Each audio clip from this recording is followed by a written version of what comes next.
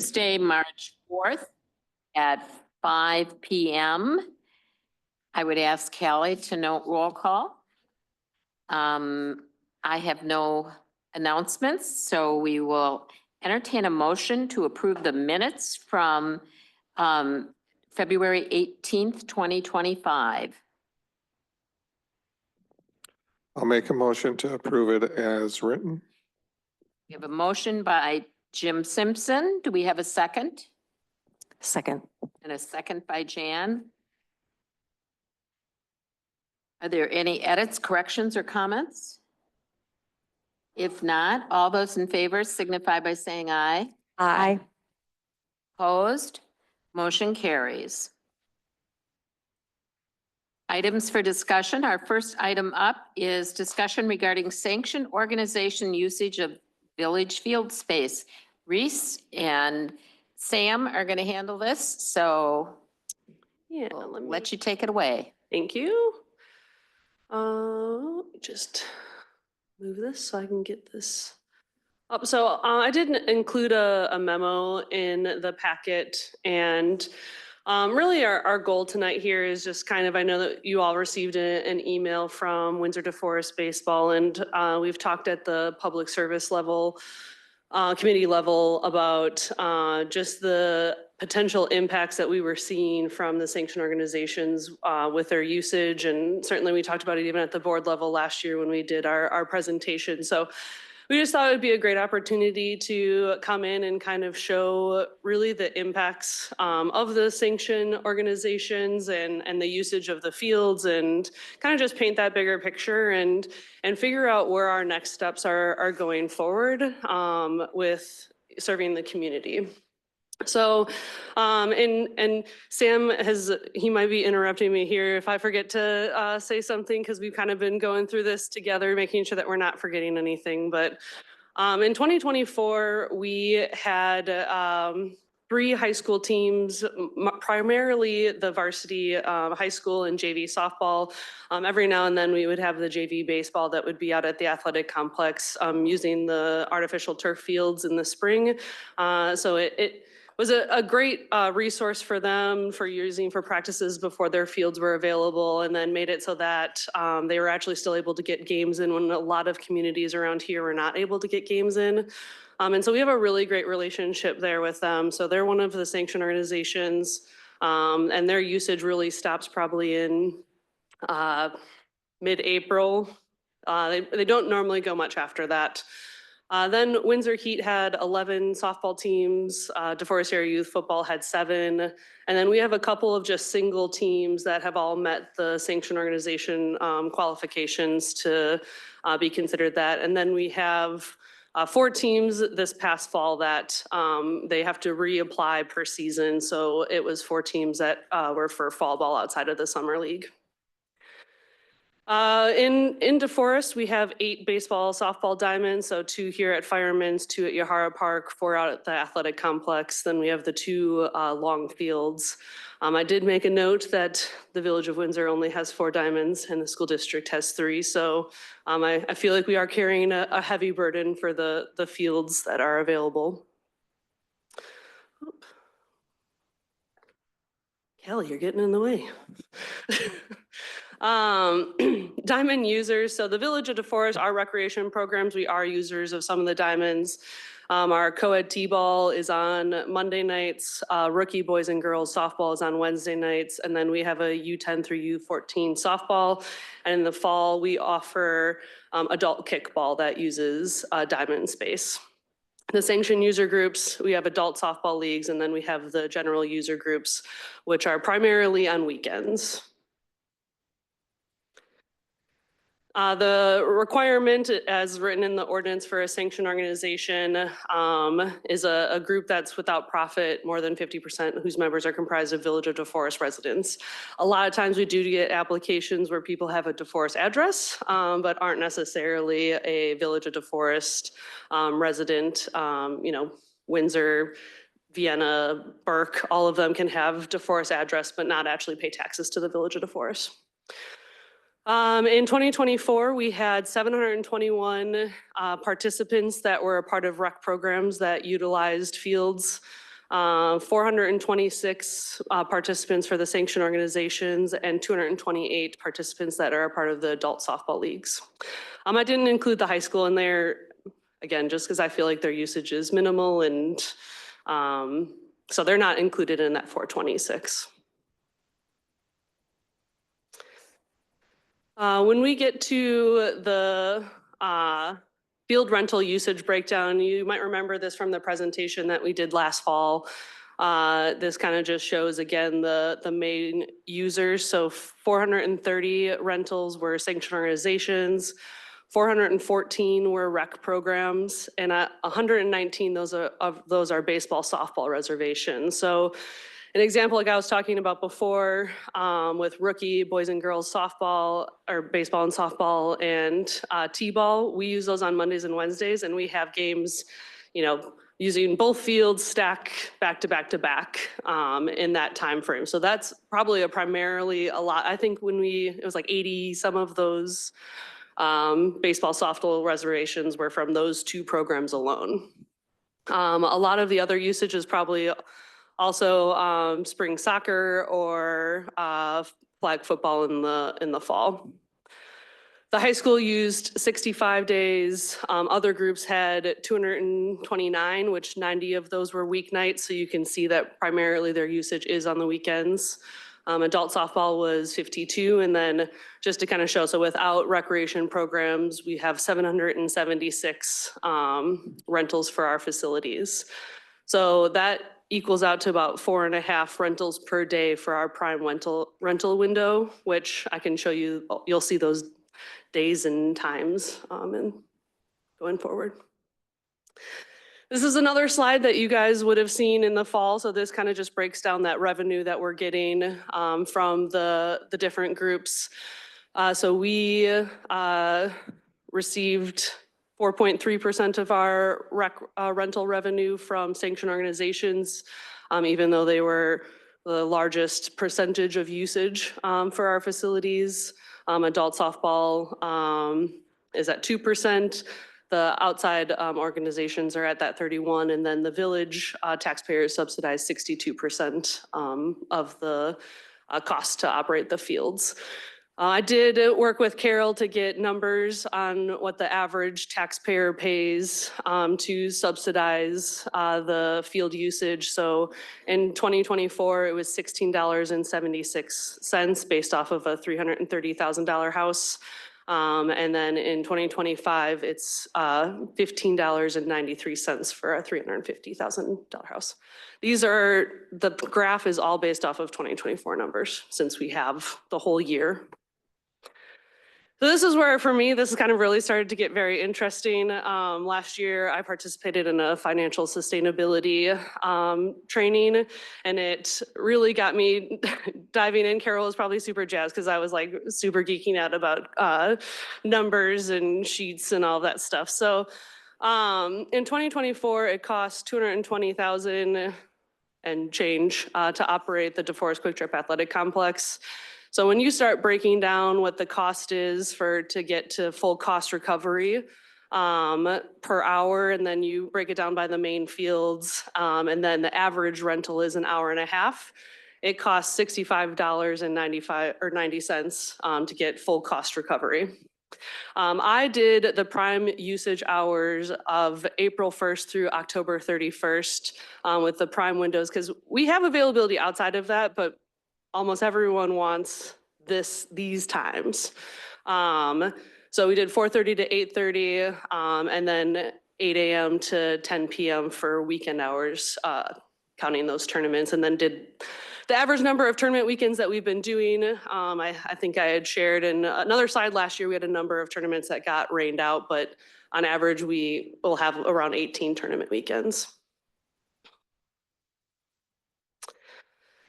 Then it gets into, I took 4 different sanctioned organizations, and I came up with the amount that they paid, the total number of rental hours that they used, and what they're paying per hour. So you can see the amounts that they're paying, the hours that they're using, and that price difference between the 60 69 or now I can't even remember what that number was, 65.98 or whatever. And I think it's very eye-opening. We did run some calculations today, just kind of finding out, like, if we wanted one of these groups to pay full cost recovery, what would it cost? So an example would be for Group B, they had a total of 83 rentals. So if you take 65.90 times that, the group would have to pay $5,469.70. There's 12 players on that team, so that means each player would have to pay $455.81. Another group, Group C, which is a larger group, they had 210 rentals. For that same equation, they would pay $13,839. For their 158 players, it would be $87.59 that they would be paying. So you see the difference between sometimes those single user groups and those bigger usage groups. And I think one of the important things to think about is like those rental hours that they're doing. That doesn't even include what Sam is spending in entering in all of these practices, entering in the games, rescheduling rainouts, changing from what they give us as a bulk reservation to what their final reservations are, invoicing them. None of those things are included in those hours. Of course, we always are curious about what comparables are, and I had shared this with the Public Service Committee in 2023, I believe it was. Just some examples of other communities and what they're doing, and it's not always apples to apples. You can see some people just do resident, non-resident. Some people do, yeah, sorry. Stop it.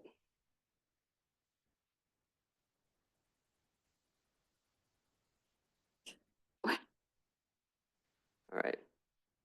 I'm gonna just pause it for a second if that's all right with everyone.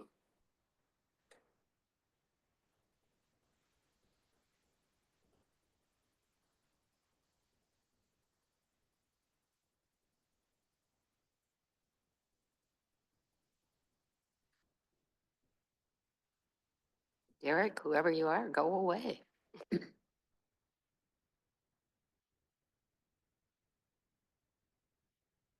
Do you need me to do something?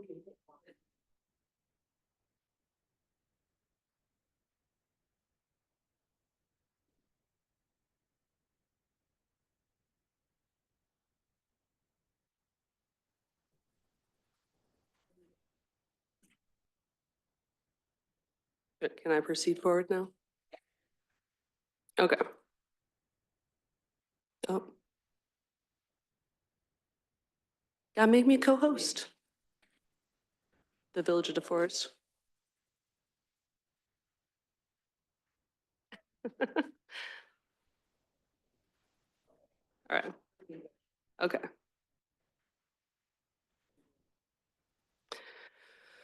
All right. So, like I said, it's not apples to apples. So you can see sometimes people charge per game, sometimes people charge per hour. They charge resident, non-resident. They charge per diamond.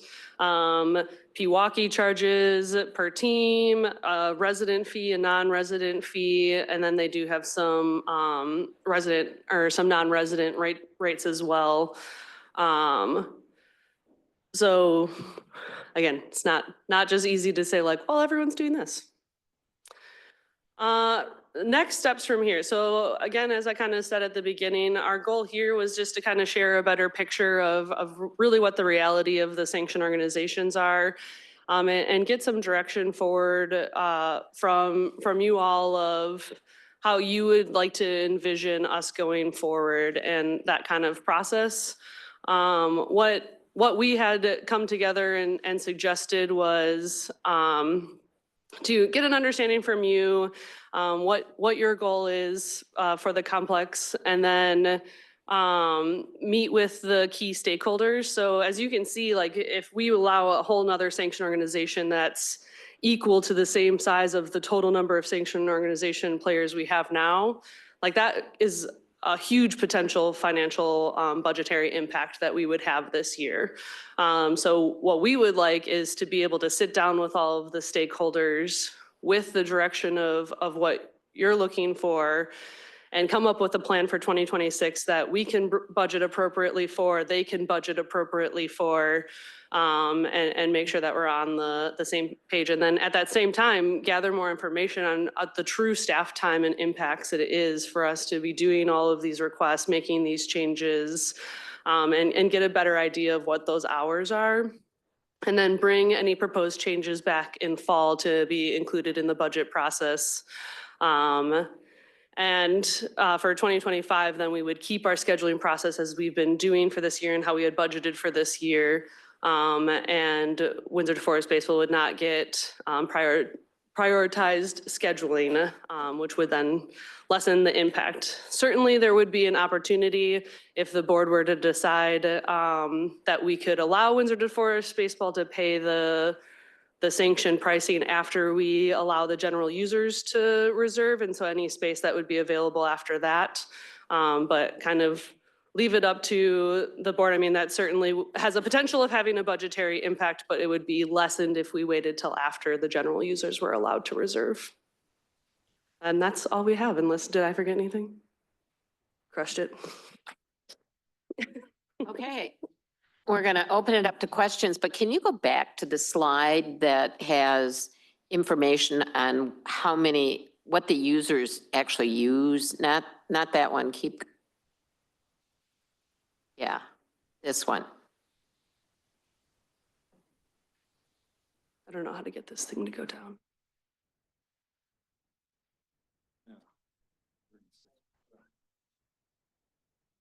Oh.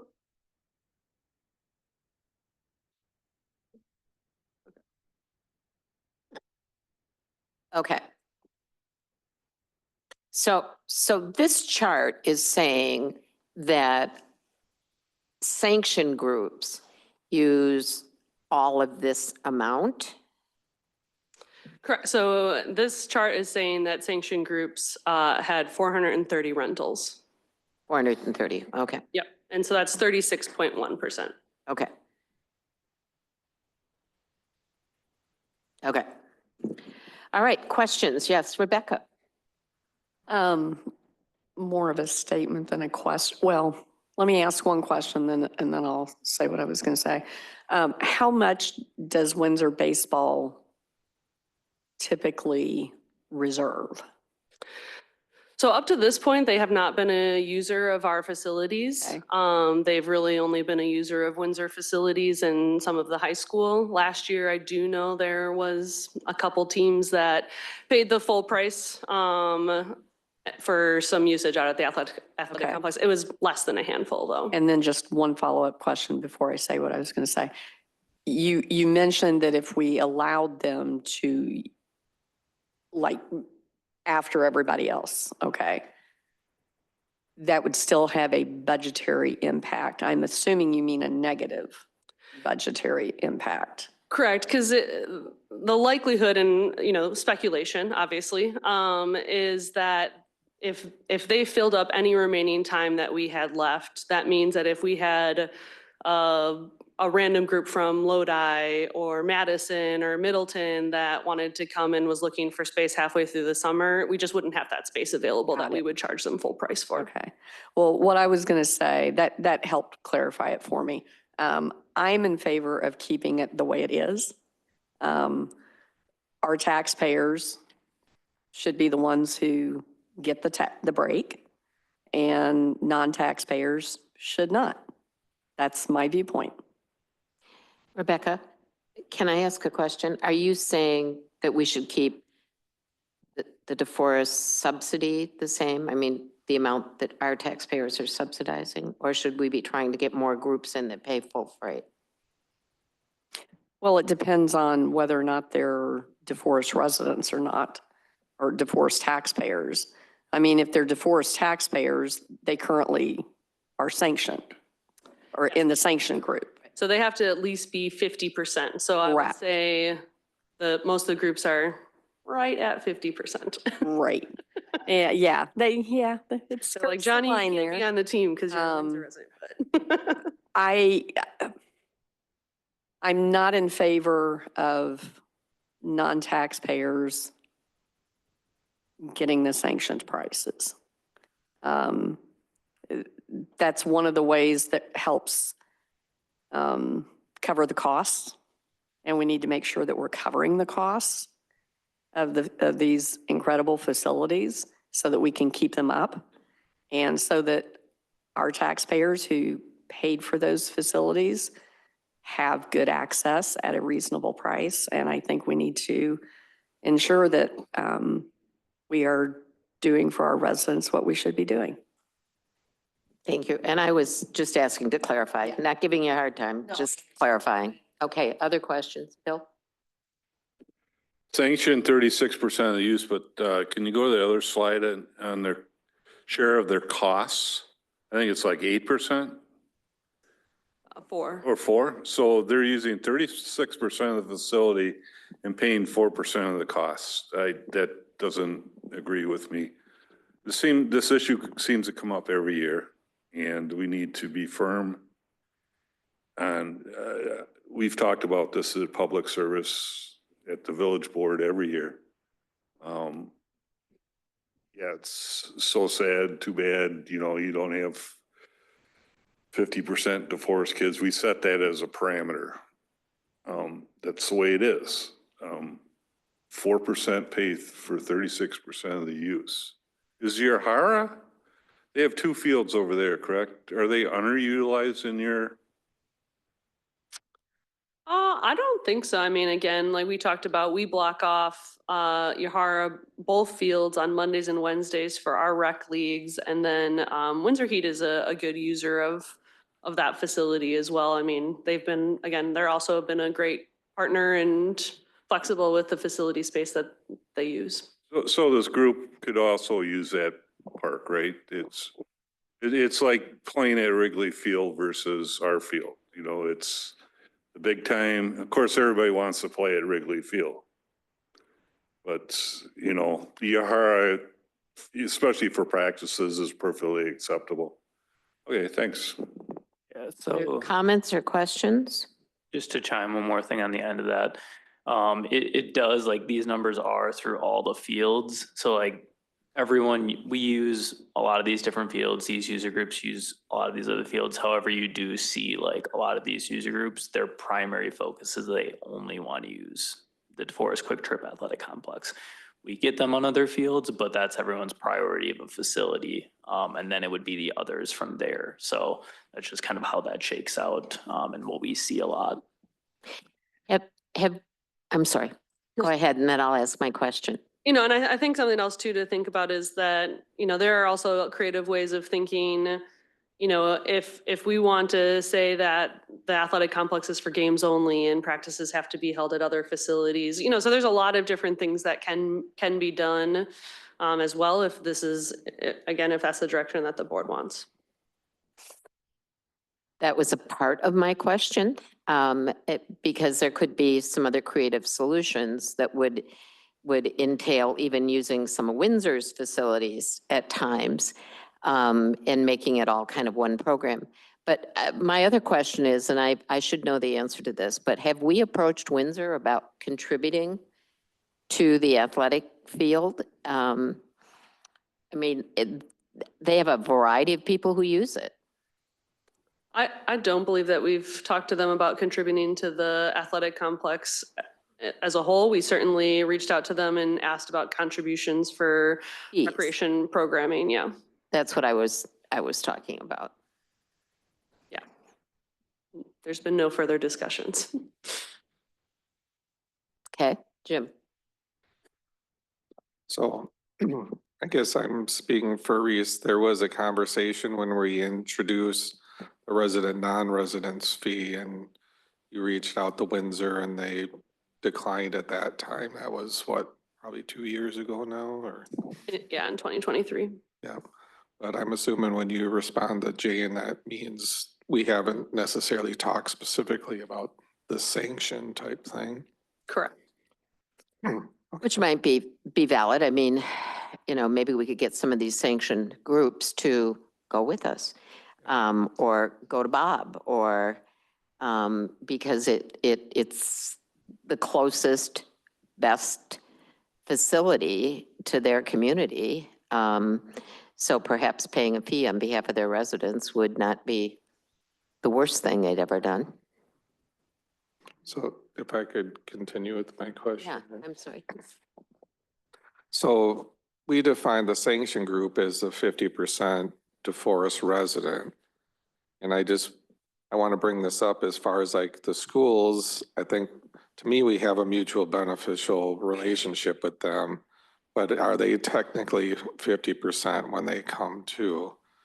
And I bring that up as like a line that we probably should look at. And an idea is, do we worry so much about 50, or is it 45% to make it sanctioned? So that's just like an idea, I'll say, but I guess maybe a question you can answer is if you think the school is 50%, or do we want to write them as an exception, or are they exception already? Yeah, so we hold them as an exception. We don't require them to provide what their percentage is, because we utilize the school district for all of our indoor recreation programming. So we certainly get the way better end of the deal, out of the amount of space that we get for fitness classes, youth basketball, youth volleyball, summer camps. I mean, the list goes on. So I feel like the small amount that they use and what we get from the school district, we far outweigh in that benefit. Okay.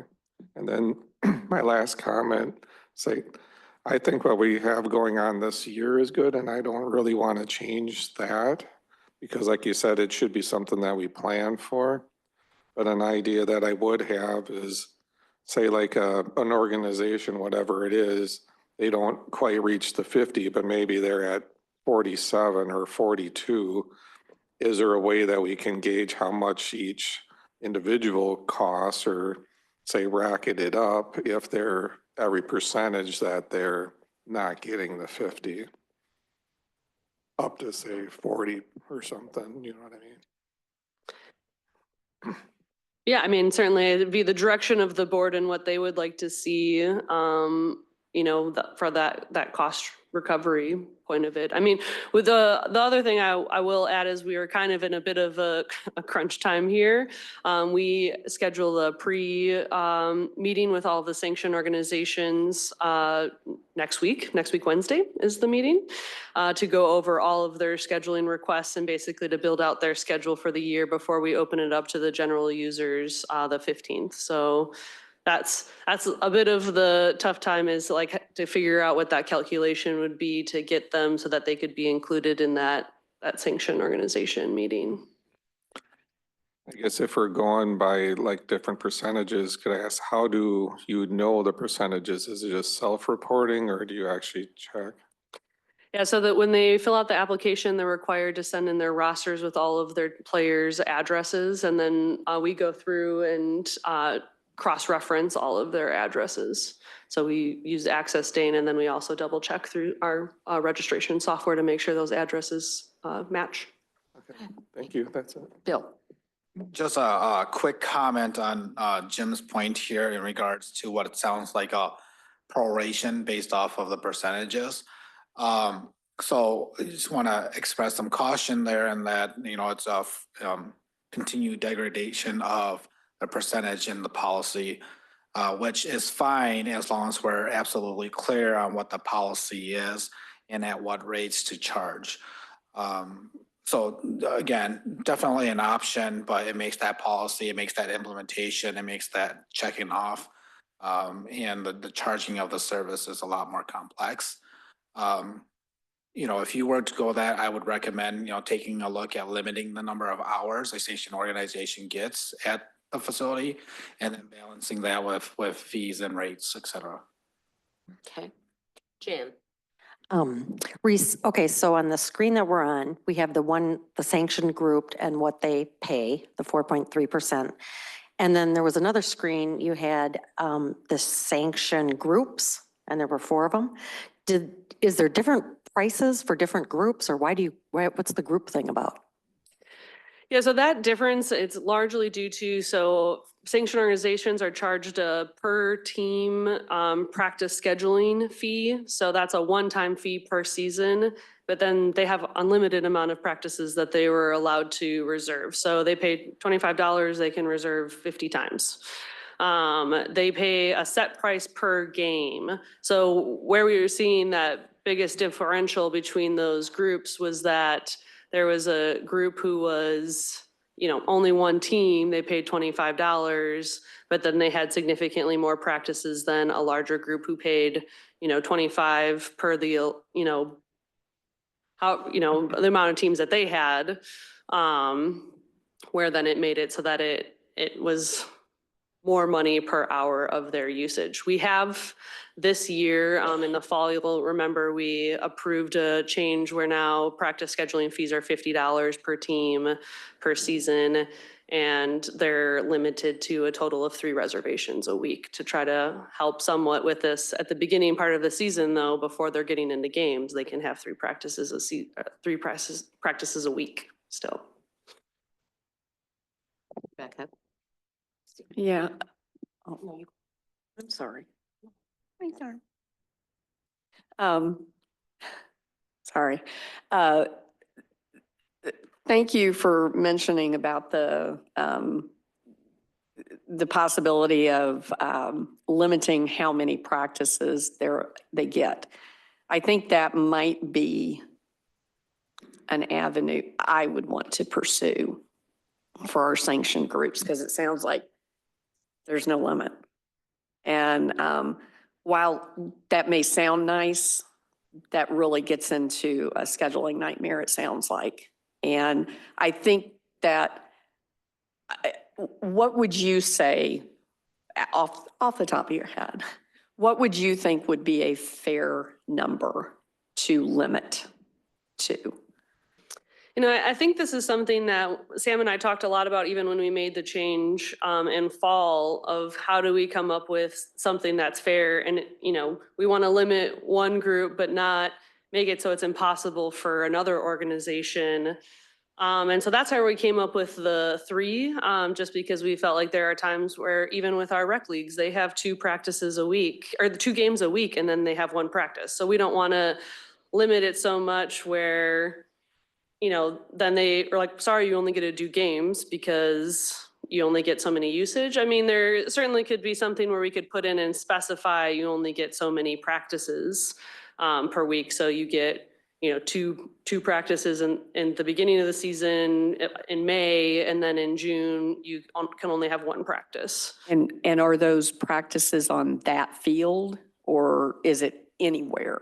It can be anywhere. I mean, some teams practice out at the athletic complex, but for the most part, once it gets to be in June and July, I would say most of the practices are probably at Yahara or Fireman's, just because on weekends we have tournaments, and on weeknights we're so filled with games that there's not normally a lot of availability. Because maybe a compromise might be limiting how many they can do at the athletic complex, but then maybe opening it up more on the other fields.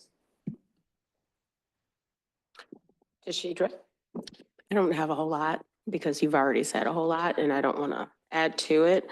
I just don't want any suggestions to increase your workload because you already have to check all the addresses to make sure that the residents, and that just seems like a copious amount of work to do on top of all the other groups and programming that you already do.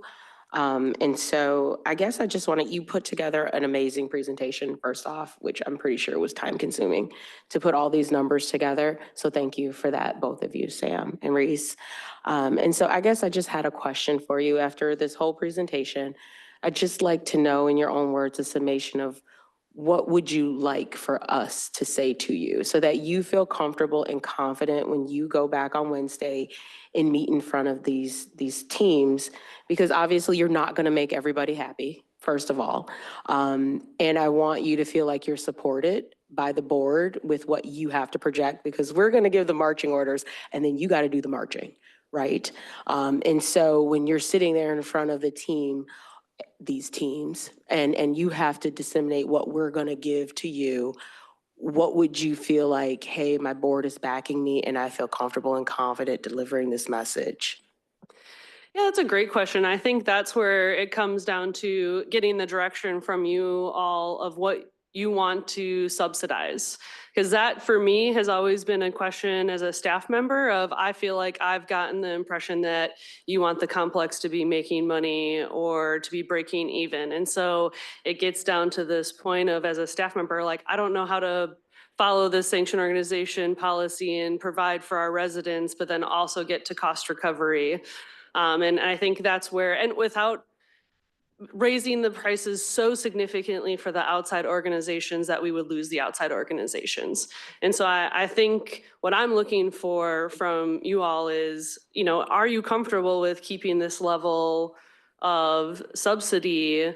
And is the hard line 50%? Because I don't want to have to keep coming in here with a group who's at 46 or who's at 49 or 48, and have them bring all of their kids in and say, why can't we, get the cheaper rate? Because it's hard. It's hard on you guys too. I mean, that's not a fun situation to be in your spot.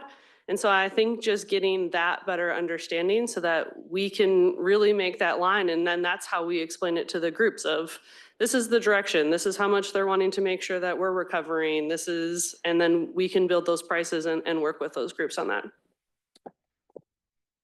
Yeah, kind of following what Reese said, I think it is kind of just like the direction that you guys would want to go. Like, even if you stuck with this model, it's a good model.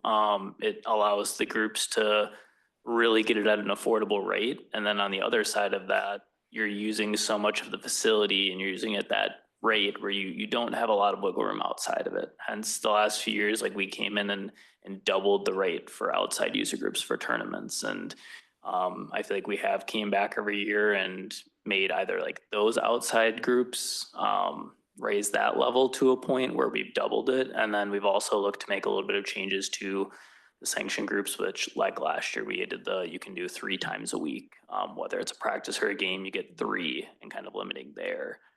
So it really, I think, would be kind of what you guys want to see. And I think there's a lot of different ways to do it depending on the direction. Like, there's a lot of creative ways, and even kind of bring it up to points when you're like more residents.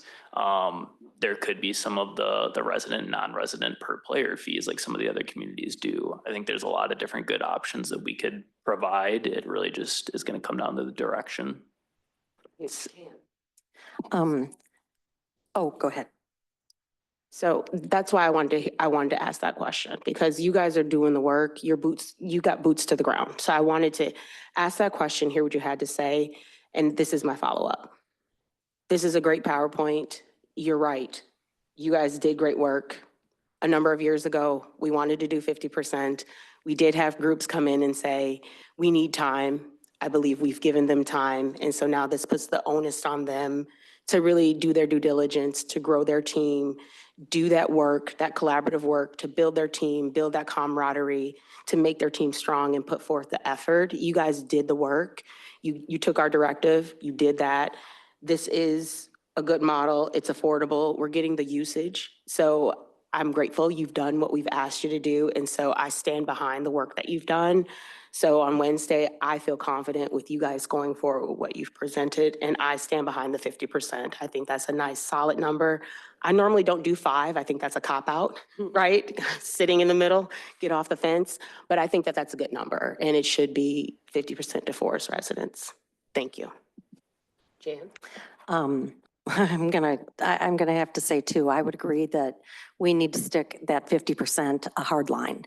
And I'm just wondering if possibly we could do this, that when, that you go back to these teams, and if they are running with more Windsor residents and fall into that next higher category of a fee, then I think the suggestion is that we need to tell those residents they need to go to Windsor and ask their board for money. We've got plenty of Windsor residents showing up here for all kinds of things, and nobody seems to show up in Windsor for anything. And I think it's time that, if we can't get Windsor putting in some money to this athletic field or our complex, that would be the thing to do. So I'm hardline on that. Thank you. I would agree with a lot of things that have been said, but I think staying, particularly this year with where we are, it's too late to say to someone, we're going to change the fees at this point.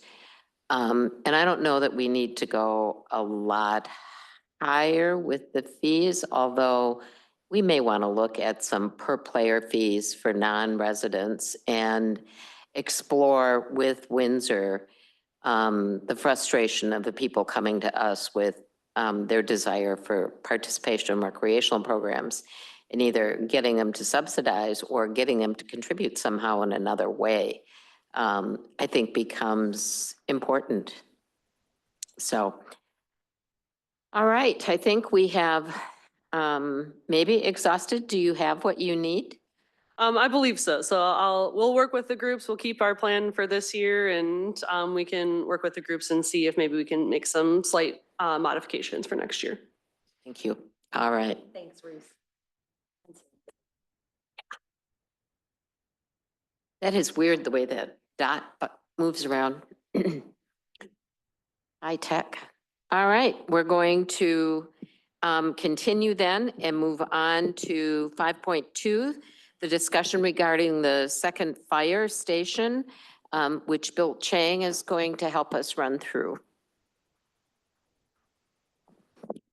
Okay, so the objective here for this discussion is really to kind of provide you an update of where the current situation is with Fire Station number 2, particularly the design and engineering contract that was recently approved by the Village of Windsor, and kind of review the timeline that have been put forth to get to phase 2, to get through bidding and then the eventual construction. And then, really set in accordance with that schedule, and that schedule can still be moved, I think, a bit. But really setting the plot forward for us as a board here and staff to discuss and really do our due diligence, right? So discussing both the capital side and how that financing is going to look like, and then discussing the operational side and the impacts to the general fund and operation budget. So for starters here, I think this is a good exhibit to kind of settle on here as we discuss through this process. So at the end of January, the district board interviewed a number of firms. They did settle on OPN Architects and recommend that to the Village of Windsor for approval and award of contract. It's my understanding that Windsor has gone through that process and contracted for phase 1. And if you remember, phase 1 is a preliminary phase. This goes through confirming the programming and the square footage. And then at the end of that phase 1, you can see the first highlight here, July 15th. This board, upon reviewing that phase 1, would recommend moving to phase 2. The district then is also required to make a recommendation to phase 2, and Windsor board would then authorize that move to phase 2. As proposed, the OPN contract or proposal states that the phase 2 cost is $682,000. It's more expensive because you're getting into kind of the bones and meat of that design, engineering, and getting ready to get out to bidding. So the way I understand that it's set up is that there's 2 different contracts, one for phase 1, one for phase 2.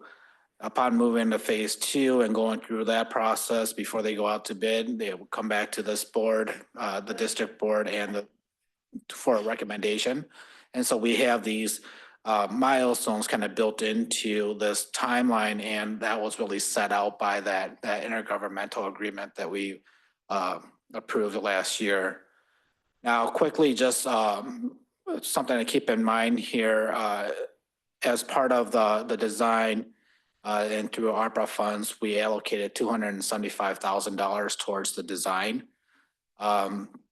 If you look at the total cost and our share of it, I think we're approximately $110,000 short of the total amount. And so we'll need to discuss how do we budget for that, and where does that come from?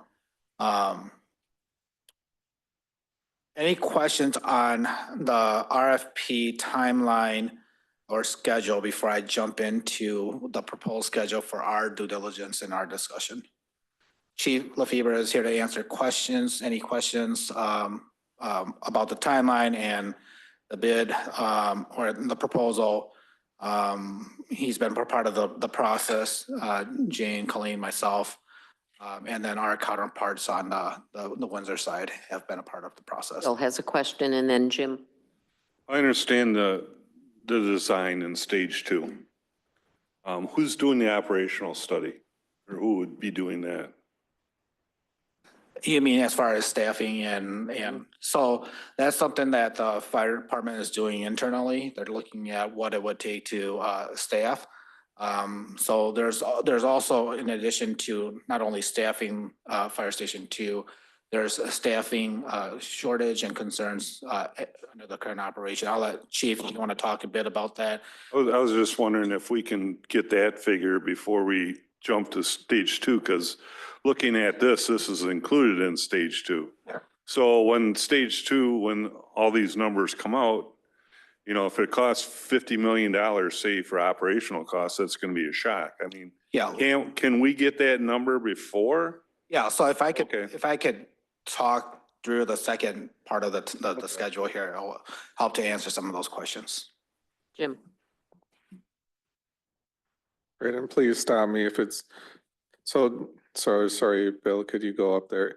My concern with the schedule, and I don't know if it's something we want to discuss now or later, is that you have the firm completes phase 1, June 30th, and then 15 days later or even less, we're recommending the move to phase 2.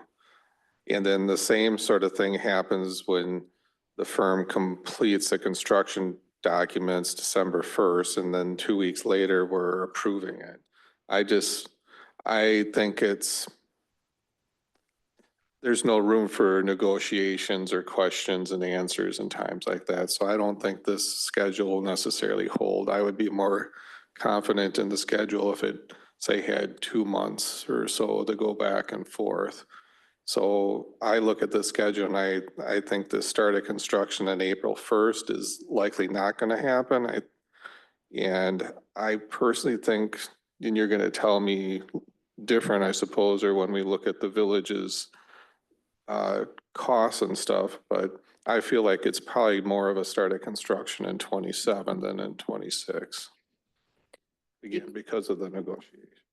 Before we move on, let's give Chief a chance to answer the earlier question too. Do you want to comment or? I can just comment quickly that I think sometimes we're starting to lose focus between a station, which is a strategic goal, and staffing, which is operational, meaning staffing is coming with or without the station. The second station would be how we position those people to respond better throughout the district. So the study or the staffing we're putting together, Bill and I are shooting for May, depending on my typing skills over the next month, to have that ready.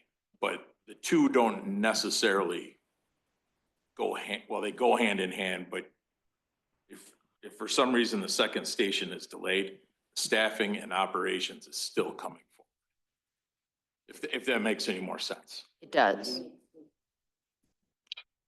Thank you.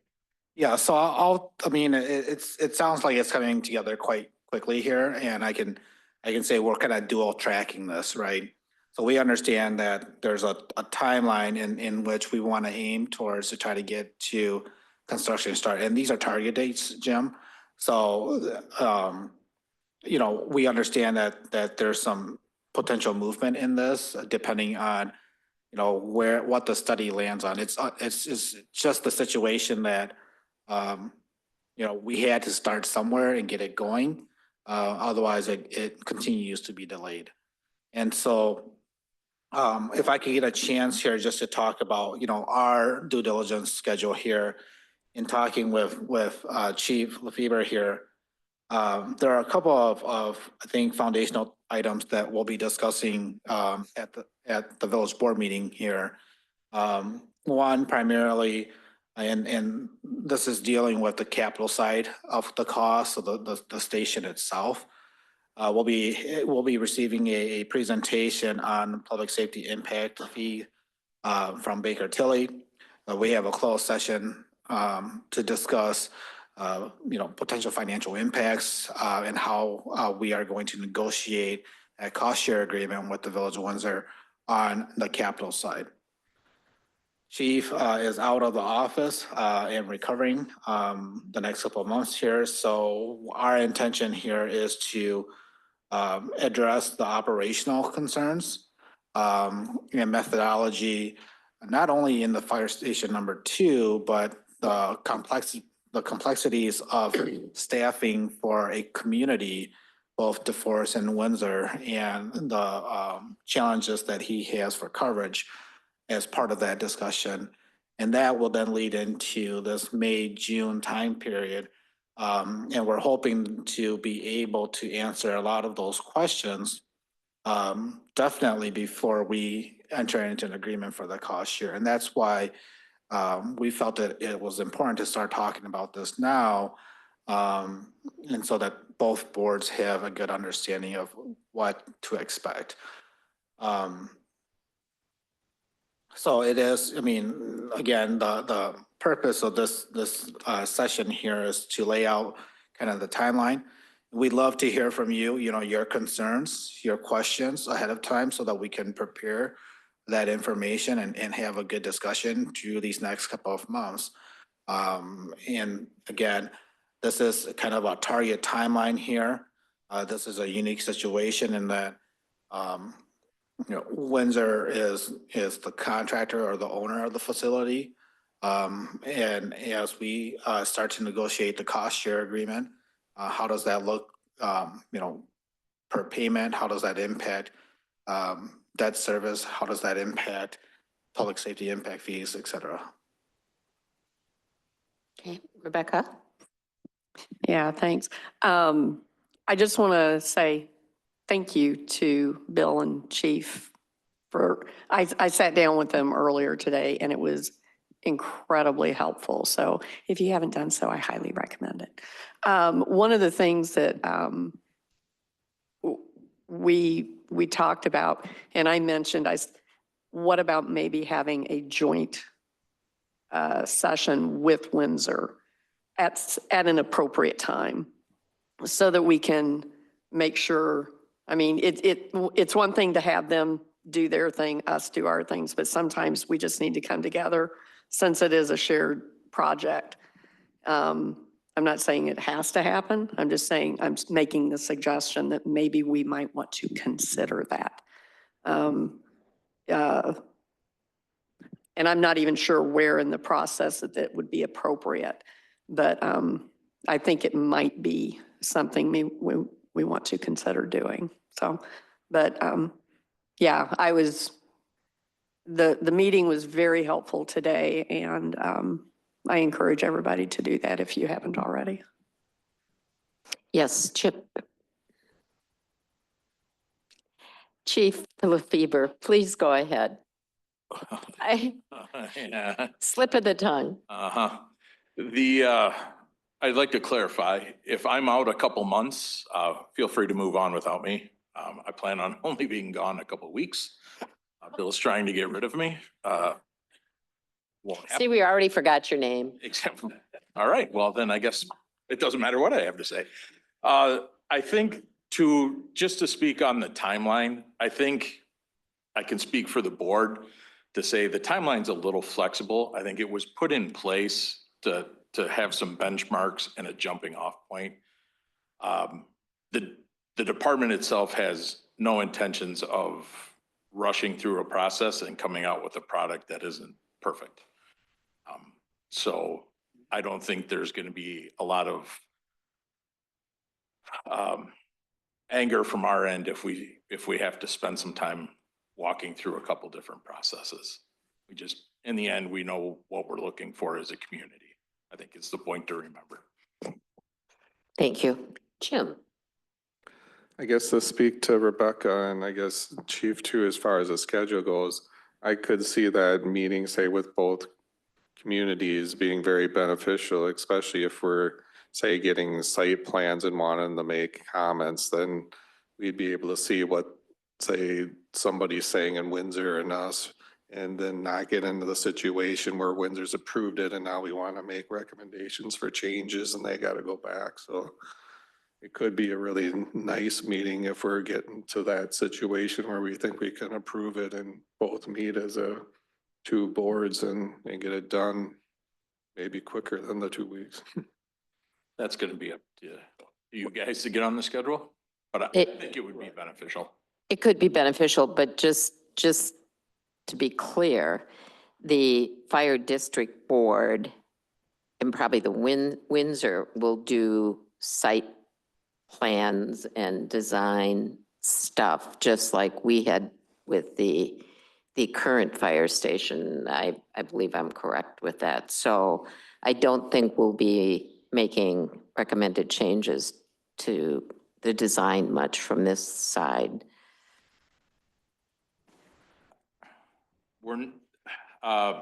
You're probably right, but there won't be much adjustment to have. We are looking at a second station, a satellite station. We're not talking a Taj Mahal here. Right. Bedrooms, office, apparatus base. And I'm safely speaking, I think for Windsor that they're going to want the external design to match what they feel meets their community. But inside, give me a week and then I'm available via phone to discuss anything that you may have as far as what you would want to see in the station. But it is literally living quarters, some office and base. There's not much to it. Bill? You know, some of the, I think where we're getting to here, and I think part of it is part of the negotiation and the cost share. So I kind of want to reserve some of that discussion for the closed session, is kind of what I'm hearing here. Okay. All right. Are there other things that you need from us on this discussion? If something comes up between now and then and that you want to hear about, particularly in operations or in regards to the schedule itself, please let me know. Like I said, I want these next couple of meetings to be constructive and hoping to get to some point here where both the boards agree. Okay, good. Thank you. All right. Anything else on this? If not, we're going to move quickly through the rest of the agenda so we can get on to our regular board meeting. So we will move to updates, and I would ask, do you have anything administratively, Bill? Yeah, just quickly, this morning I was part of a 2-hour meeting with MMSD. As I reported previously, they have a new executive director. The purpose of this meeting was to set expectations between the communities as part of MMSD, different other sanitary districts, the commission, the executive director, and their staff. So it's kind of plotting a path forward. A big theme that came out of it was clarification, communication between all those that are the stakeholders. And we'll keep those conversations going. Hopefully we'll get more information from MMSD. Thank you. All right, moving on. Carol's not with us. Police Department, anything? Yep, just a couple things real quick. Just as a heads up, tomorrow morning I'll be testifying down at the Capitol to the, let's make sure I get this one, it's a mouthful right, Assembly Committee on Criminal Justice and Public Safety. on Assembly Bill 61. It's a bill that increases the penalty for intentionally causing the death of a police canine or a fire animal. Taking Officer Deppie and Cairo with me as well to that event. So we'll be doing that tomorrow morning at 10 a.m. And then excited to announce a new community program we're going to start ramping up for. It's called Amigos en Azul. So Friends in Blue, if my Spanish remembers, my little bit of Spanish knowledge is right. It was kind of brought to me by Officer Miguel Baldovino, who said, hey, there's other agencies in Dane County that do this. We're trying to find yet another ways to connect with our diverse communities and trying to make sure that everybody knows that they have a voice with the police department and they're all represented. So excited for them to kick off with that. That's it. Thank you. All right, Judd, Public Services? Yep, so just LRS had to update and adjust our e-waste event date. And then there was a error on the calendar that was put out. So we've uploaded that calendar to our site so people can gather that new. It's like in June, there was a double week miss. So recycling looked like it was gonna go 3 weeks. So they adjusted that calendar and then they moved the e-waste event back. From March 26th. Yeah, so back a week to April 5th. So we'll be hosting another e-waste. We have 2 of those every year. Notices went out regarding the fluoride discontinuation, which will happen on Friday. We are working on our EPA corrections. Again, there's no coincidence. It was just, I mean, there was absolute coincidence, nothing nefarious set up with this. It was a blunder on our parts, missing about 500 of the 8,000 or so service lines we have to attest for in the village. So, and then we did have good bid results on a lot of our projects. So we'll have that later in the board meeting, and Greg's got a couple cool updates. So we've received a very nice donation from Trouts Unlimited for our stream bank restoration project. They've donated $17,000 to our project. It's their largest ever, so it's a big deal to Trouts Unlimited. They're pretty excited to be part of the DeForest community with the Yahar River being a class 2 trout stream now. In an urban setting, they said that's unprecedented. So the work that you guys all do and approve, it's awesome. So we also they want to do work times in the fall, cutting brush and doing stuff like that. So we'll work with Friends of the Yahar River Headwaters as well, and hopefully tag team some of that work together. We also have another great opportunity here. We got the Hometown Hero banner project that was just released this last week. We've got 6 banners left to fill out of 16. We got a great donation from the DeForest Veterans Memorial Foundation to bring the cost of the banners down to $75. After 2 years being up on Main Street from Holum to V, the participant will get that banner back and they'll own it, they can have it. And then we'll start the process over. We got a wait list, or we will have a wait list once it's full. The banners will go up just before Memorial Day. So that's kind of the start when we'll put them up. And light poles? On the light poles, yeah, 16 of them. There'll be 2 in the parking lot, and then it'll line, that's like every other pole or something like that. Yeah. Good. So the Legion is also looking to possibly donate $25 per banner as well, so to bring the cost to $50.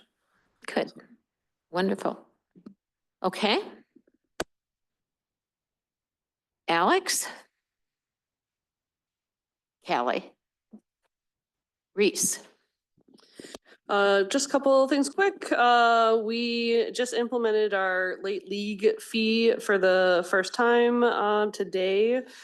Spring soccer was the first program that we were doing that for. So remember, it's only for the youth soccer or youth sports leagues where we see the biggest impact.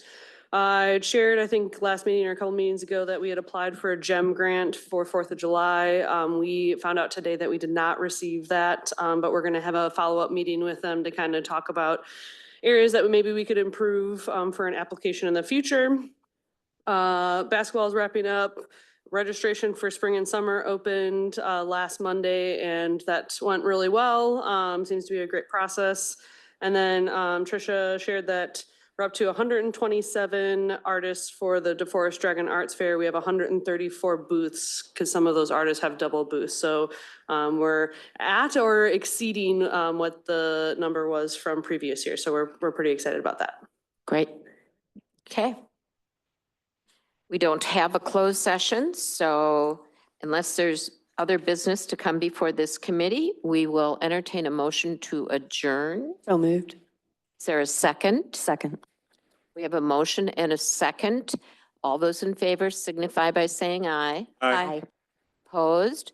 Motion carries. We're adjourned at 6:05 PM. We will take a 5-minute break and then come back and start our village board meeting.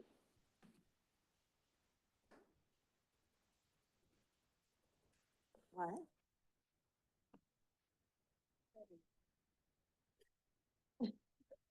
Did you?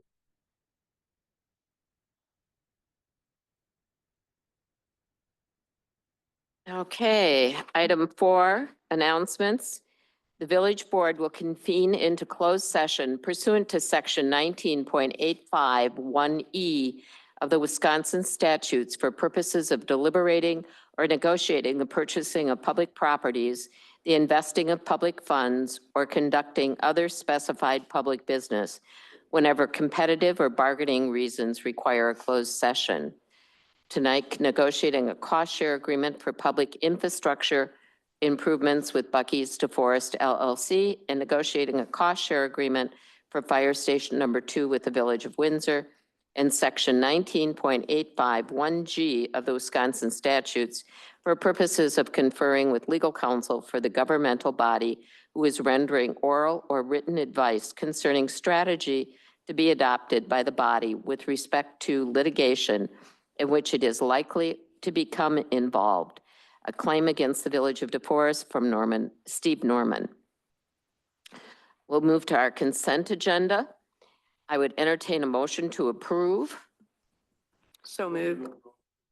We had a motion Second.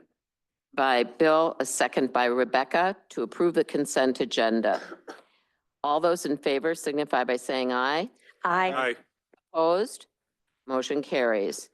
With that, we'll move to public appearances. We have one tonight from Mark Olson.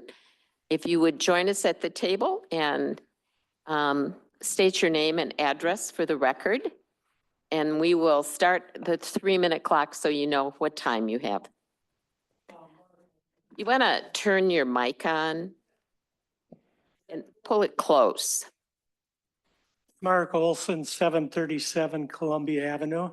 I received this letter today that states that DeForest is going to end water fluoridation. So I Googled, is fluoride in drinking water safe? The website stated that according to the CDC and most major organizations, fluoride in water at recommended levels is considered a safe and effective way to prevent tooth decay. The scientific consensus supports its benefits for oral health when added to the public water supply at the appropriate concentrations, 0.7 milligrams per liter. The news stations report that 1 out of every 3 families in Dane County is struggling with hunger. And now you're asking them to spend part of the money that they would use for food to be spent on dental procedures. So I ask that you reconsider the removal of fluoride from the water supply. Thank you. Thank you, Mark. All right. We will move to presentations, of which there are none. There's no old business. New business, we have presentation and discussion regarding public safety impact fee studies for fire and EMS and police. Bill Chang, you want to lead us through that? Yeah, we should have Matt Stark, from Baker Tilly on Zoom here. Yeah, I'm out here. Okay. we'll bring up the video here. So Matt has been working with myself and Carol over I think the last couple of months here to put together this public safety impact study. If you remember last year as part of the budget, you approved us to move forward on the studies for both fire and EMS and the police department, as we're looking for how to recover some of the costs for new facilities for those two services. I'll go ahead and let Matt go through his presentation if we can allow him to share his screen. And then before we move on to some discussion here, I'd just like to follow up on what my recommendations are following the study. All right, let me share my screen with you guys.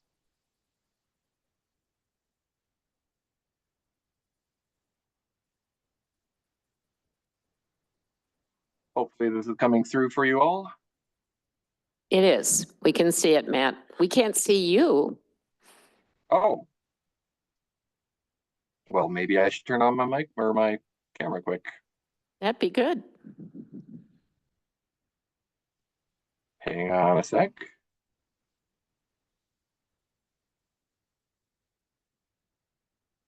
There you are. All right.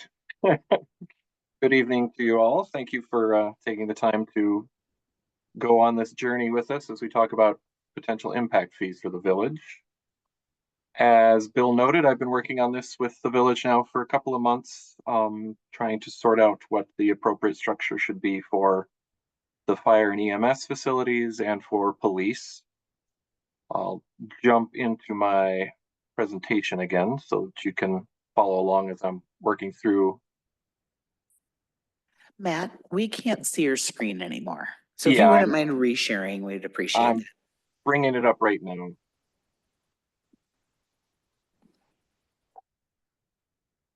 Hopefully that's coming through for you now. It is. All right. So if we start from the top here, we've got a little bit of Impact Fee 101. The state has granted authority to municipalities to charge impact fees to help offset the costs of facilities needed to serve new growth within the community. But they've done it with some fairly strict limitations. So the impact fees are limited to construction costs for facilities. And the context we're talking about tonight, that really means buildings. It has to be related to growth. So it's not for serving existing residents of the community.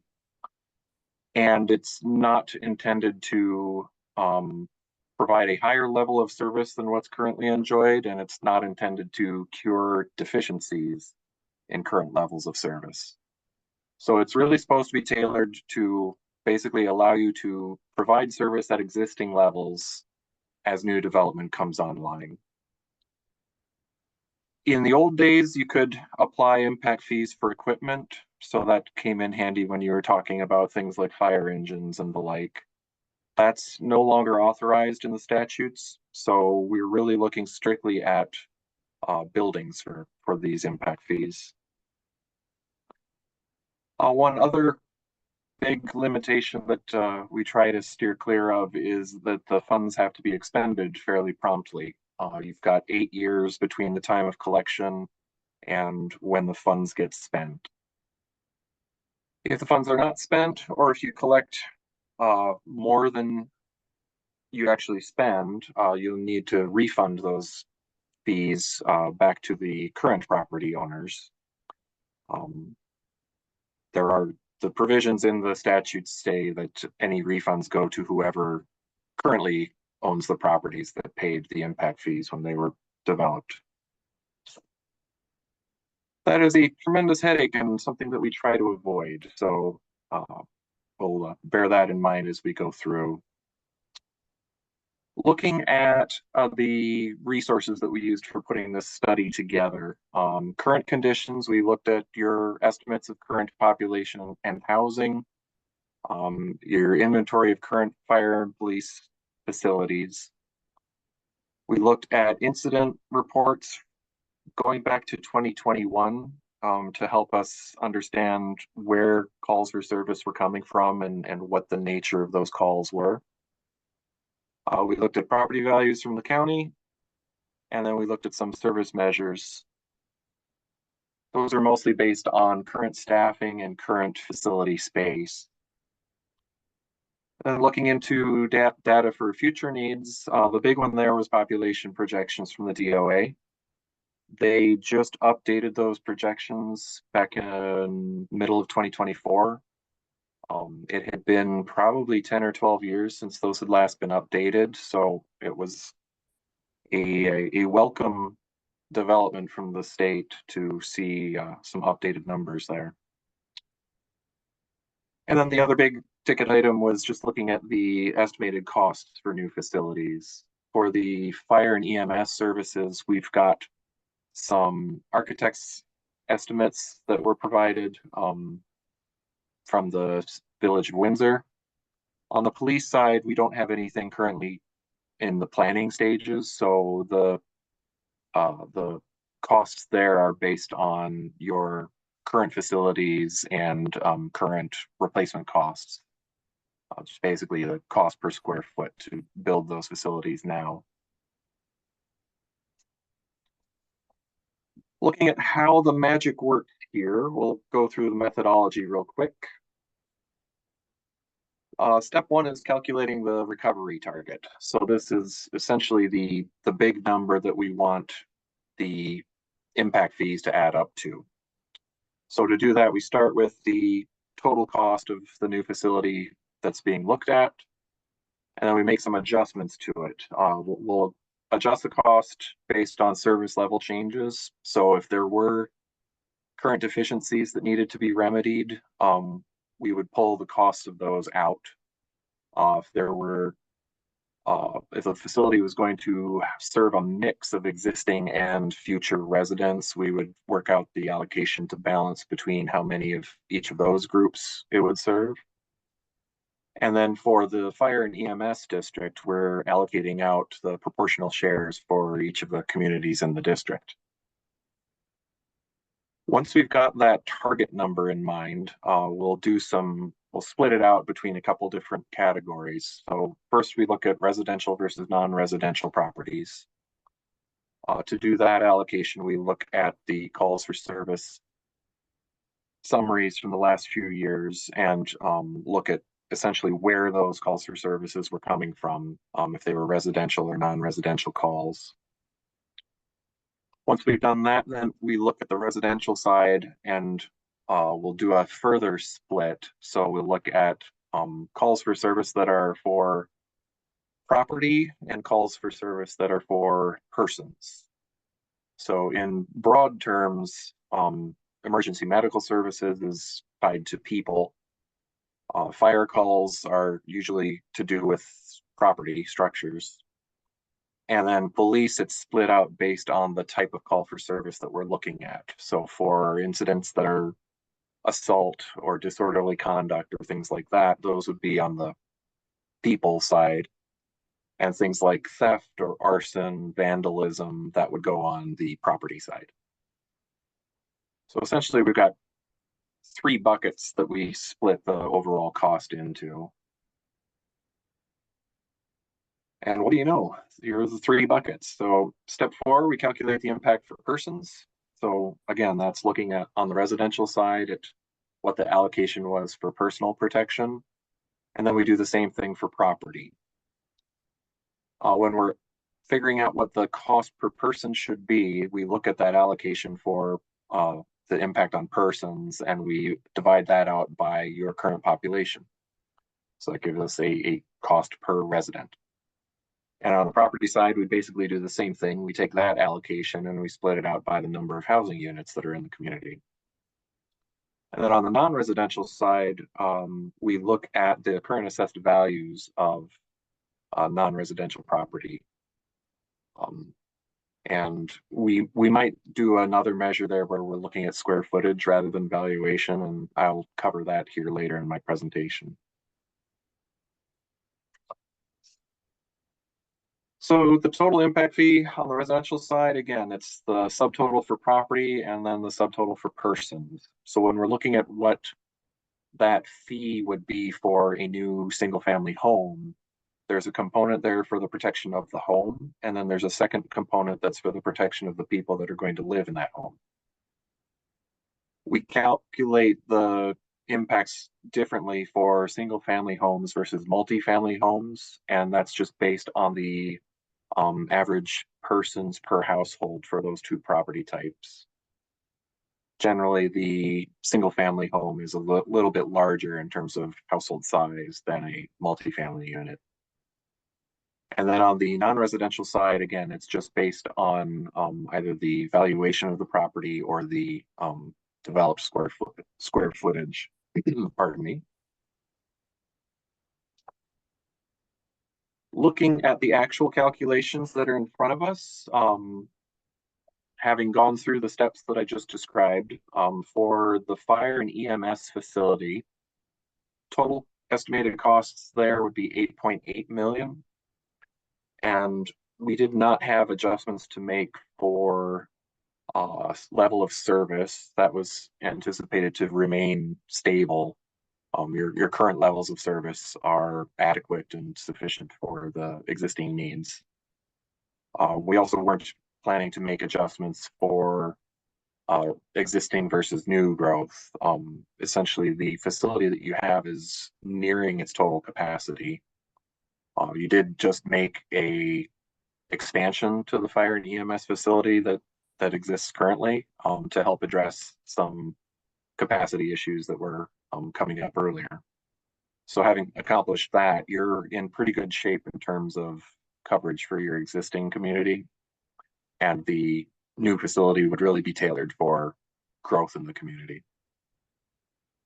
So basically the only adjustment that we needed to make in terms of the target number was how much of the overall cost is attributable to the Village of DeForest. And given the population of the communities in the fire district, DeForest gets about $4.5 million of that overall cost. Splitting that into the three buckets that I was talking about, we wind up with about 2.8 million that goes to protection of persons, about 700,000 to residential property, and about 1 million for non-residential property. And dividing that out by the denominators that currently exist, looking at per capita, the combination of factors for the per house and per capita comes to $742.51 for a single family home, $665.85 for multifamily units, and $1.30 for each $1,000 on the non-residential side. Turning our focus to police facilities. The estimated replacement cost of your existing police facility would be about 6.7 million. And that's based on your current square footage of the existing facility and our estimate for cost per square foot for replacement based on recent comparable police projects that we've seen in Wisconsin. This one is all DeForest. We don't have a wider district to worry about, so that 6.7 would be for the village. As with fire, we didn't have those other adjustments to make. There was a expansion done on the police facility a few years ago that was helping to address some capacity issues. According to my conversations with the village, the capacity that was built at that point has largely been exhausted. And so to the extent that new facilities are needed, they would be for addressing growth in the community. Looking at the three buckets for police, that comes to 2.1 million for people, 2.7 million for homes, and 1.9 million for non-residential properties. And if we divide that out by existing housing stock and population, we wind up with just over $1,000 for single family homes, $943.27 for multifamily, and $2.50 per thousand on valuation of non-residential properties. We've got a few revisions that are pending on the report that we've been working on lately. The big ticket items that are up for revision on the population side, the current population estimates that we were working with were from a recent housing study that was done for the village a couple of years ago. My team is more comfortable with the idea of going with census estimates for the village. We just feel those are a little bit more defendable in terms of methodology there. Construction cost estimates, we were looking at timing for some of the construction projects. So particularly for the fire and EMS, the cost per square footage, if that gets built in the coming year, will be a little higher than what we've seen in the past couple of years. Service level adjustments. When we were refining our service level calculations, it looked as though the number of square feet needed for fire and EMS to maintain that at the level where it's at currently, to keep it at that current level would require construction of about 15,000 square feet of space. The estimates that we had seen so far were for buildings that were around 18,000 square feet. And so there's some discussion around whether we need to peel back a little bit on that targeted collection number, the targeted recovery number, to basically to say we're only going to collect for the 15,000 and change that's calculated from your current levels of service. And then I touched on this earlier, as far as the measure that we use for spreading out the costs on the non-residential side, we're looking at using total developed square footage of non-residential buildings as opposed to the assessed valuation. Council felt that that was a more defensible basis there. And so we're collecting the data that we need on how much square footage exists in the two villages right now. So these reports that we turned in will be updated based on the discussions that we're having on those revisions. If there's any questions about my presentation or the reports, the draft reports, I'm happy to do my best to answer those now. Okay, thank you, Matt. Yeah. Couple of things just before we take questions, just to reiterate, this is a discussion. We're not looking for any action tonight, as a lot of this is still in draft. So you had your hand up, Bill. Yeah, Matt, I like the square footage determination versus valuation. As, I don't know if you've done a survey of our village, but a lot of our buildings are warehouse type buildings, you know, large square footage. And Sure. I mean, the same building, office building in the same square footage, you're talking much more valuation. So I agree with you on the square footage. Looking at, I just want to ask you about section C, the impact fee methodology. I'm sure it's in there somewhere in all your numbers. You're more of a number person than I am. Calculated impact fees between the two different villages. The multifamily are pretty close, and everything else, I mean, the commercial, industrial, $1.30, DeForest versus Windsor's $3.95, or the single family DeForest $7.42 versus Windsor $9.42. Is there some mythology in that? It must be something simple. It really boils down to, so we allocate the costs across the two villages based on their share of the population in the fire district. For the village of Windsor, for instance, their population density is a little bit different in terms of how many people they have in single family and multifamily homes.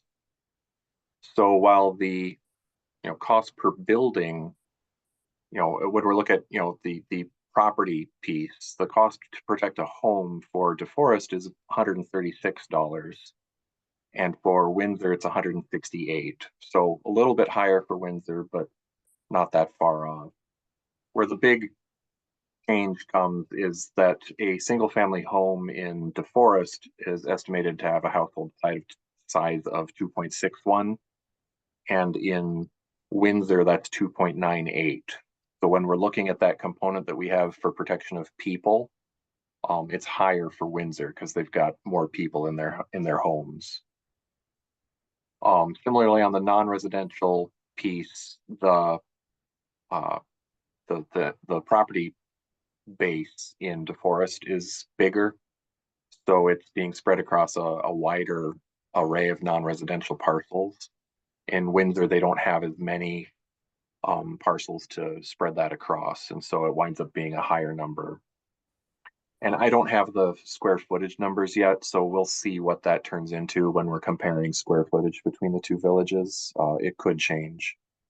Matt, that explains it perfectly. Thank you. My pleasure. Rebecca? Yeah, hopefully mine's a very simple question. Can you remind, or if you have this information handy, how do these new figures compare with our current figures? I don't know what they are off the top of my head, and I'm just wanting to get a feel for that. Yeah, give me a moment to try to pull up your old numbers. I think they date from around 2005. Yep. Okay. So I don't think I'd seen anything. Yeah, they're pretty outdated, but Yeah, I believe it was 660 per unit and then 77 cents per square feet. Did everyone? oh, that's quite a big Or difference. excuse me, then. 330, 355. 355 per unit and 77 cents. Okay. Yep. That's, Okay. I can Thank you. confirm. That's what I needed. Thanks. Sure. Other questions? Bill? So just quickly, as Matt had reported, this is in draft form. There's some changes that are coming. We anticipate, I've spoken with the assessor, and we anticipate that we will receive the square footage information by end of day tomorrow. And our hope is that to have the final draft of the study by the end of the week, as we have posted for a notice, a public hearing notice for the fire and EMS study to move forward. And we'll then draft that ordinance based off of those revised numbers. In regards to the police study, as you have seen, if we were to implement those fees, the fees are good for 8 years. We're not as defined yet in regards to a facility for a new facility for PD. And so it's our recommendation that we do not move forward on that. The kind of beauty of the report and the study is that we're then able to plug in numbers when the situation is right for us to do so. So that's kind of the timeline that we have for kind of implementing this and hopefully getting these fees in place before the summer starts here, so that we can get ahead of a number of the building permits that we have upcoming. Okay, thank you. All right. We will wait with bated breath. Matt, do you have anything else? No, just thank you again for your time. Thank you for coming and spending some time with us this evening. All right, we will move forward. 10.1 is ordinance 2025-010, an ordinance approving a rezoning and planned unit development, preliminary development plan for the Yahara Crossing mixed-use development at the southwest corner of North and Main Streets, Village of DeForest. Alex. Yeah, so Mark put together a memo in your packets as well as the ordinance and the PDP submission itself. He's not able to attend tonight, so it'll just be me. Kelly, do you have the PDF presentation up? You can get it. You want me to stop? Okay. So obviously, we've had this conversation about this project. Sorry, bear with me here. But this will be the first time that we'll kind of visit it at village board level from a design and planning perspective. So I'll just walk us through a little presentation here. So this is a project that you need some. Alex, you want to reshare your slides?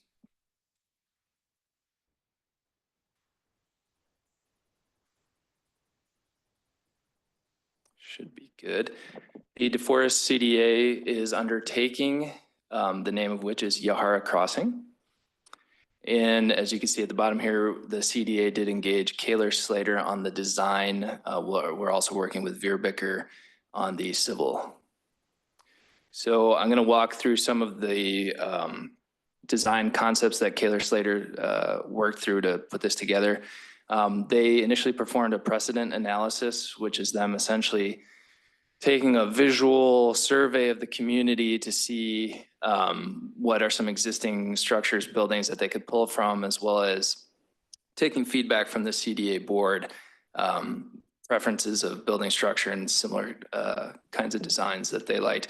What I like about this image here is this is their material palette inspiration, is the buildings that they found particularly attractive in the community are a couple of our public buildings. So the Village of DeForest public buildings have good taste. Obviously Village Hall, the public library, the train depot, pulling some of the color scheme and materials there. They also picked out the assisted living facility and then the town square, which is right behind us as well. Some of the different material compositions and colors you can kind of see here at the bottom, primarily brick, as we have that incorporated in different areas of both of the facilities, stone, and then some wood tones as well. From a design and structure standpoint, obviously these buildings shown here are a greater scale than what this project is being proposed. But conceptually, they wanted to explore some things that the CDA board prioritized, one of which I'll start in the top left would be more of this mixed materials. So brick, glass, metal, as well as some different lightings. The idea of more of the glass here and then the upper rooftop, I guess, if you will, sort of holding the corner. So this is more of a stylistic piece. In the upper right here, the idea here was one of the things that the CDA board really wanted to put forth was not having the building feel so imposing. So the third story here is set back farther from the edge to make it feel more like a two-story building, bring it more of a human scale, while it realistically functions as a three-story building. I'll skip some of these. A lot of this was just structural and mixed materials. This middle piece having a sort of a prominent corner at a lower scale. And then this one here, you can see in the bottom right, has individual entrances from the residential units to the street front. And that's something that was, again, a priority, especially along Main Street. So we'll go into some of the massing. So you'll see in the PDP that's in your packet, there are two design options that are being proposed. One is across 2 parcels and one is across 3 parcels. At the time of submitting the PDP, we were still in negotiations for a 3rd parcel. And we were hoping to accommodate the zoning with either option. The property owner that we were in negotiations with, you can see in the bottom left, although it's probably fairly small for some of you, is on the west side here where my cursor is the property that was under negotiations, and the property owner did consent to allow us to rezone this or to submit it for the rezoning. So the massing on this screen here is a two parcel option. You can see the footprint here. I'm going to zoom in because I can't see it.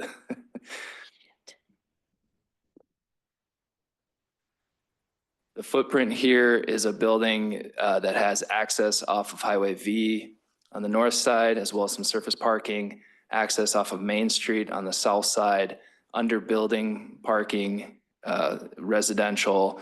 The blue is sort of common area space, if you will.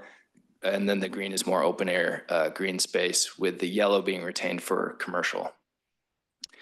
Obviously, a little bit more of a challenge to accommodate this building on 2 parcels, but certainly something that we could still do. In this option, this would be 0.9 acres at approximately 44 units. Again, we kind of talked about some of the strategies there. I'll talk about the call outs that are here in the massing on the 3 parcel option, because I do think that's where we're going to end up. So on the 3 parcel, the building is a little bit larger. It extends farther to the west, but for the most part, it's fairly similar. The circulation is a little bit different. So again, access off of North or Highway V, I call it Highway V. I don't know who calls it North Street. Maybe people do. Off of Highway V and Main Street, parking along Highway V as well. We felt that the car access there, again, this is probably less of a pedestrian area, so keeping the commercial to V was a priority there. And then having circulation across the south west corners of the property facilitated access throughout the space here. Additional surface parking in the southwest corner, additional green space, similar spot for the retail, and still under building parking here. And so to talk a little bit more about the massing, again, you can see, as we saw in one of those images for the precedent analysis, the 3rd floor has a proposed setback here, again, step back to make the building feel a little less imposing. We varied the facade a little bit with bump outs. The prominent retail corner, again, here was sort of bumped out as well. And then I mentioned the direct access that along Main Street. So each of these, while the units themselves on the 1st floor would have an interior corridor, so there would be access interior to the building, they would also have individual entrances to keep more of that traditional, I guess, Main Street residential feel. And this would be a 60-unit building on approximately 1.5 acres. And those are the 2 options side by side. And then I will open it up for any questions related to the presentation or the PDP. I do want to also say that, so this went to P&Z February 25th, but we also held a neighborhood meeting at Cornerstone Community Center on February 11th. I would say we had roughly 20 individuals there. A number of trustees were there too, so feel free to share any of the feedback that you heard that I missed.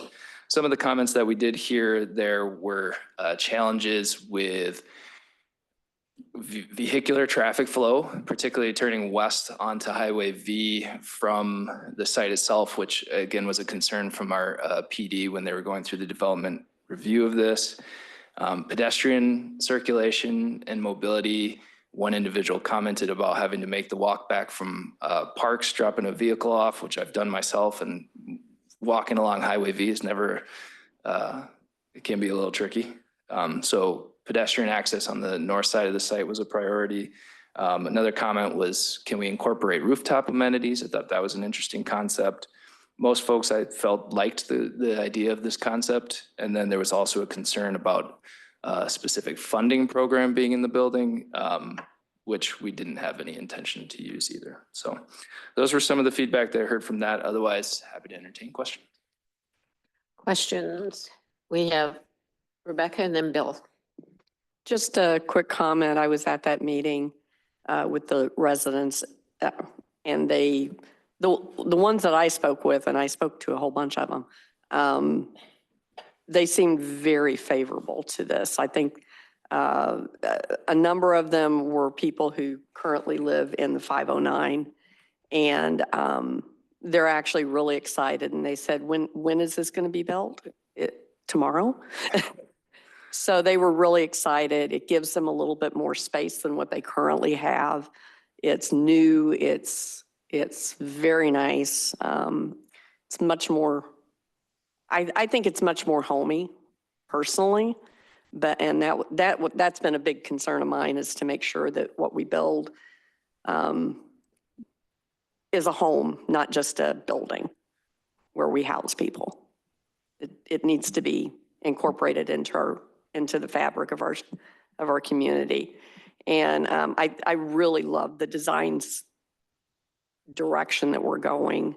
And I think the feedback that I got at least was very favorable. Okay. Bill, and then Jim. Yeah, I have no problem with rezoning it since the west side is multifamily, quite large. Well, not large, but bigger apartment buildings. And to the south is businesses. So you aren't putting this right up against single family homes, and I have no problem. The only thing I have question, and it's still preliminary, nothing's been designed. What are you gonna do with all the water, all the impervious surface? I don't see any little ponds or anything like that. Are we going to relax our own standards to allow this to happen? Or if a private business wanted to do this, we're gonna hold them to stormwater things? Because the way it looks, it's just gonna shoot down Main Street in the Yarra River, which we're trying to protect, and I don't want that to happen. Yeah, no, I mean, we're held to the same standards. So we're going to meet all of our water quality and retention standards. Redevelopment projects do have different treatment standards. So a lot of it is focused on, yes, there will be retention, but also treatment. And I will say that everything we're going to do on this project, and you can kind of see some of the green space that we will have there, everything that we're going to do on this project will be an improvement over what's there already. Good, thanks. Jim. Thank you. I guess being that I used to do water treatment, and I believe it's the way our ordinances are still written, a lot of it's going to be based on what was the existing pre-construction or pre-development. So there's a lot of impervious there now. So probably won't be subject to a whole lot of stormwater quality because of the existing, but I do like your thought. We should be incorporating that into the green space anywhere we can. So even if we're not required, it's going to be a very good advertisement to have that. Yeah, showcase it. Good point. But what I wanted to talk about is, I think we heard that at the community center, and I agree with you, Rebecca. It was well received, but also what I left hearing there is that pedestrian is a big concern, and really, I don't feel it's a concern, say, with this project. It is, but I think it's more of a roadway project. So I think we want to take that into account when we start doing our budget for those years to make sure we can address probably curb and gutter and pedestrian curb ramps and things like that. I do like the idea of the rooftop amenity, and I'm thinking of a location where my daughter used to live, and they had an overview of Lake Mendota. But to me, it was nice where they set up a community room up on top with a deck. So maybe that's something we can incorporate. And the last thing I wanted to bring up, I like the concept of having more or less townhome looking, if not townhomes, towards the main street. And I think that was something that you maybe presented, Alex, but I came across it without really knowing what I was looking at, is on the corner of Fair Oaks and East Wash. There's an apartment complex, a little bit different scale because it's 5 stories, I believe. But it was called the Rise Apartment, and I've looked it up online. But I think it could be a really nice example, maybe not the same finishes, but the same sort of scale with the townhomes on Fair Oaks, where I think it would be very beneficial here to have more of the townhome feel on Main Street, because you're looking directly across the street to individual residential homes. So I'd say just kudos. I'm obviously for the rezone. Those are good suggestions, and also we'll take some of that back to the CDA, which is focused on this project. I'll make a motion to approve. Second. Had you shared everything you wanted to share, Alex? Yes. We have a motion and a second. There's no further discussion. All those in favor signify by saying aye. Aye. Opposed? Motion carries. Item 10.2, Resolution 2025-017, a resolution accepting the lowest qualified bids and awarding a contract for chip sealing, Contract A, and crack filling, Contract B, within the village. Move to approve. Second. We have a motion and a second. Judd, did you want to say anything? Okay. If not, all those in favor signify by saying aye. Aye. Aye. Opposed? Motion carries. 10.3, Resolution 2025-018, a resolution accepting the lowest qualified bids and awarding a contract for reconstruction of Dennis Drive. Motion approved. Second. We have a motion and a second. Any comments? Just to add, when we do this project, we are working with Norm Danielson, who's a landowner to the north. He has the gravel path that's there. We're gonna upgrade that a little bit. Because as we work through this project, coming from Highway V, working north onto Dennis Drive, all those people north of V aren't gonna have a way to get out. So we're gonna work on have an easement for those folks to get in and out through their neighborhood while this project is occurring. And Norm has agreed to work with us on it, so we're appreciative of that, so. Good, good. That is helpful. We were worried about that, and that'll help with any emergency. So we have a motion and a second. All those in favor signify by saying aye. Aye. Opposed? Motion carries. Resolution 10.3, a resolution 2025-018, a resolution accepting the lowest qualified bids and awarding a contract. Oh, we just did that one. Awarding a contract for resurfacing of Stevenson Street, Burton Boulevard, South Street, South Hill, Meadow Lane, and Innovation Drive. Motion to approve resolution 2025-019. Second. We have a motion and a second to approve the resolution. Any comment? All those in favor signify by saying aye. Aye. Aye. Opposed? Motion carries. Item 10.5, Resolution 2025-020, a resolution accepting the lowest qualified bids and awarding a contract for the extension of Cake Parkway and including the alternates 1 and 2. Motion to approve. We have a motion. Do we have a second? Second. Do you have any comments? Or Bill, this is something we discussed at a previous meeting. Yeah, so this project is in Tax Increment District number 9. It is a southerly extension of the current Cake Parkway and will allow for development on the east and west side of that road. Okay. Any comment or questions? If not, all those in favor signify by saying aye. Aye. Item 10.6, a resolution 2025-021, a resolution authorizing the village president and clerk to execute a park concept planning service agreement with Architecture and Planning. Do we have a motion to approve? Motion to approve. Second. We have a motion and a second. Do you want to share with us information? Sure. Judd Maurice? I'll jump on it. So we did have this budgeted in the budget for this year to expend. We had budgeted $130,000 for this development plan.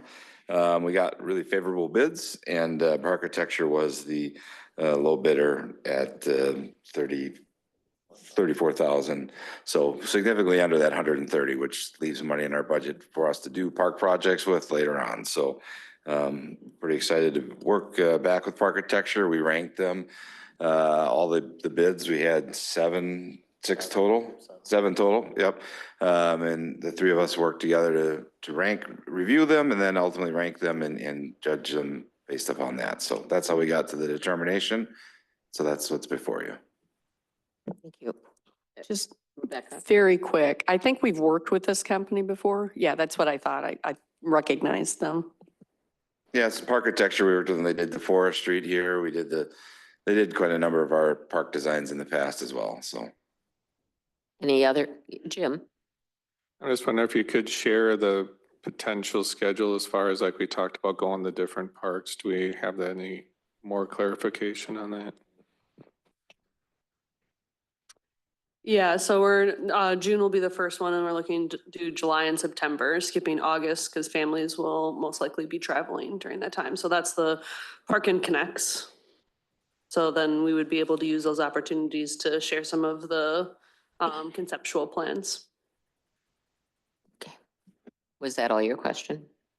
Yeah, and I guess I just elaborated, we're talking about going to 3 different parks and sharing, say, with the communities that really try to get a lot more input than we have in the past. Thank you. Bill? My only concern is the acceptance of this didn't come before the Public Services Committee. I think they should have looked at it. That's why we have the committee. That's all. Certainly, the work came about rather quickly, and the fact is that our timeline that we wanted to have some of this stuff back by, they felt May was pushing it tight, right? So even to push it back 2 weeks would have taken critical time out of whoever got this. I mean, it was a common refrain we heard from all of them. And we felt as if this is just a minor step into this. The thing that the Public Services Committee will have much greater impact and what's the word I'm looking for? Input on is the concept planning, right? And giving those component pieces, which is way more important than reviewing our recommendation. Agreed. Thank you. All right. We have a motion and a second. Yes, we do. So I would ask all those in favor to signify by saying aye. Aye. Aye. Opposed? Oh, Motion carries.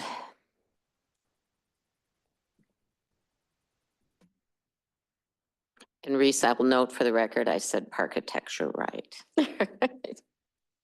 10.7, Resolution 2025-022, a resolution authorizing the Chief of Police to execute a memorandum of understanding with Our Rescue for use of tracking software for use in combating human trafficking and many other things. Motion to approve. We have a motion. Do we have a second? I have a second, but I do want discussion. Yeah, well, we're going to have discussion on this one. So Yeah, if I can just explain probably a little bit more, and I apologize for anything that may have come across to either you all or to the community is not really understandable, I think is the best way to say it. So here's what we face in the police department.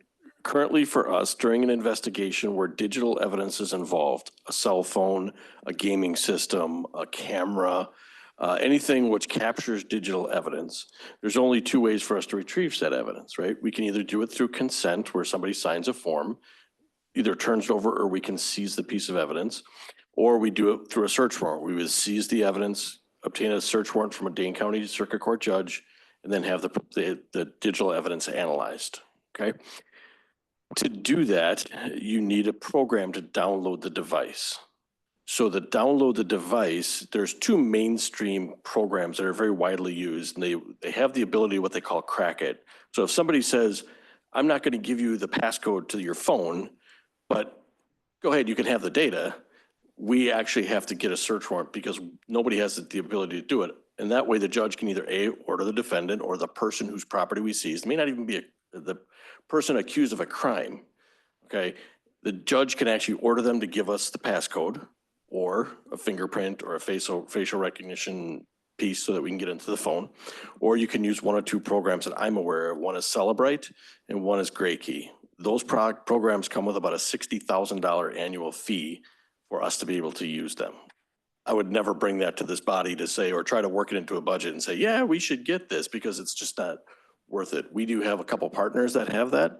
If I take it to the Wisconsin State Crime Lab, it's probably 6 months to a year, unless it's an exigent case, in which case it could be 1 to 3 months. If I take it to a local police department that will do it for us if they have time, our turnaround time has been somewhere between 6 to 7 weeks. Sometimes they can do it faster. It all depends if they're caught up on their caseload. So they're doing us basically a favor. We're not paying for that. So last year, we trained another member of our department, Mike Gilson, as an Internet Crimes Against Children investigator. A portion of that training is about a week-long course learning about all kinds of online stuff that's just, that basically kids get lured into bad situations. During the course of that, Mike learned about a program called Data Pilot. What Data Pilot does is it is a way to download electronic devices and put it into a storage that we can then analyze. It's just simply, that's all it does. We do not have the ability to invade people's privacy. We do not have the ability to spy on people. We do not have the ability to pull up in front of somebody's house and tell what you're watching on television. That's all TV stuff. We don't have that ability. I don't want it. I wouldn't tolerate it.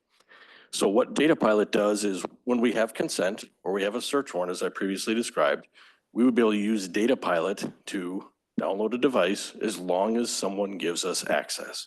If they don't give us the passcode or a fingerprint or, deactivate that part of their device, we have to get a search warrant or have, so that we can get cracked, AKA have to go to Gray Key or to something else. I have concerns with the amount of time it takes us right now to use or to download digital data, because I see a couple of young ones sitting in the audience. Yep, they are still there. And sometimes kids get caught up in tough situations. And I'm not saying anybody in this audience gets toughed up. It's tough situations, okay? But if it was my child and they had something on their phone that the police needed for an investigation and their $1,200 iPhone is now in the custody of the police department for 6 months to a year, I'm gonna be a little upset because there's faster ways to do this. To me, this is about being transparent with our community, about working efficiently for them, because at the end of the day, it helps us all out. Also, you see case after case after case of, and I'm gonna stick with the kid thing, where kids get ramped up on playing Minecraft or whatever the online game is, where they're chatting with people online, and next thing you know, the kid's abducted. They end up in some kind of a bad encounter. I'm trying to keep this public rated here. And next thing you know, we have to investigate it and the child's nowhere to be found. Having Data Pilot and having somebody giving us the ability to access the device, we can download it and quicker try to investigate and either recover the child or be able to get justice for the person. So Data Pilot, the cost of startup is a little over $12,000. They will give us a grant. We applied just on the upfront, saying, oh, let's see if this even happens. They gave us about 50% of it. They then steered us to a foundation through Operation Underground Railroad, who specializes in working on human trafficking recovery, okay? It's their foundation, it's not the company. So there's a distinction. They have offered to pay the remainder of us. The department gets no money, the village gets no money. They have offered to pay the rest of the subscription fee for year one for us. So we can have the technology, use the technology, their specialty obviously being human trafficking. And that's where it gets a little bit convoluted. Okay, I am not saying, nor am I implying or insinuating that there's a human trafficking problem in the village of DeForest, but I can tell you this. For 3.5 years at the Milwaukee Police Department, I was responsible for administering and running the human trafficking task force for the city of Milwaukee and the surrounding areas, including the FBI compartment of it. And I could tell you, human trafficking somebody doesn't pick up the phone and say, by the way, I'm being human trafficked. That does not happen. It starts out as a sexual crime against a child, some kind of child labor violation. Somebody ends up at a hospital inadvertently and says something to a nurse, and next thing you know, we kick off an investigation. But it involves a lot of digital evidence, and that's where you see the verbiage around around Operation Underground Railroad, and some of the connections to human trafficking. Now, I would be naive to say that human trafficking doesn't exist in this area, because I can tell you from personal experience, we've been out here when I was at MPD, still doing operations out in this area, because the officers I had, the detectives I had were called TFOs, task force officers. So they're sworn by the US Marshal. They can operate anywhere in the country. That all being said, I understand that there's some angst about the human trafficking thing, and also the fact that this shows up like some kind of spyware, and I assure you it is not. I already have a policy in place in the police department that addresses forensic evidence, digital evidence. I will probably add additional layers of security to that. With the Data Pilot program comes to what they call super users who will be trained how to use the program. They say you can train other people in the department to use it. And I just am on the fence about not supporting that. I would use the 2 people that are trained that can pass a test in court to be able to use this software for the way it's intended, and that is to download digital evidence so it can then be analyzed. We can either analyze it ourselves. Oftentimes we use the Midwest Organized Crimes Information Center or something like MOCIC. I'm just guessing at the last two letters, but they do a lot of analysis for us expeditiously, especially in high profile cases. Very, very successful. We pay a very, very low subscription fee for that service. That's how this all came about. Again, we were steered to the second part of that grant based on conversations we have every year on the budget. I look for things that we need for the department, and this is truly a need. This will enhance our operations. This will be a zero taxpayer cost impact, and this will actually improve efficiency at the PD. For year two, the subscription fee goes down. It's not like, it's not 60,000, it's not gonna stay 12. It's like just over, it's around $3,500. I put it in the memo I sent you yesterday. Okay, and that's just because you're renewing. I have money set aside that won't impact the budget for year two. This will also be something that I would add to the professional standards report that we talked about at COW the last time. So you can see exactly how many times we use the product. And it'll also be a good way for us, thank you for highlighting that. It'll help us demonstrate the use of the product and help evaluate, is this something we want to keep investing in? The money that I have for next year is also not budget impacted. It would come from asset forfeiture money that basically I control, that I can't. It's the way the federal law is written. It's the police chief gets to decide where the money's spent, and it has to be spent on certain things that combat like drug dealing and things like that in the community, which would. The only reporting requirement to Operation Underground to that foundation is that did we use it for either a human trafficking operation, which we have worked on with DCI, or did we use it for child sex crimes investigation, which we currently do. It's just a slow, arduous process, which we are taking property from families in our community and unfortunately not able to give it back for a period of time.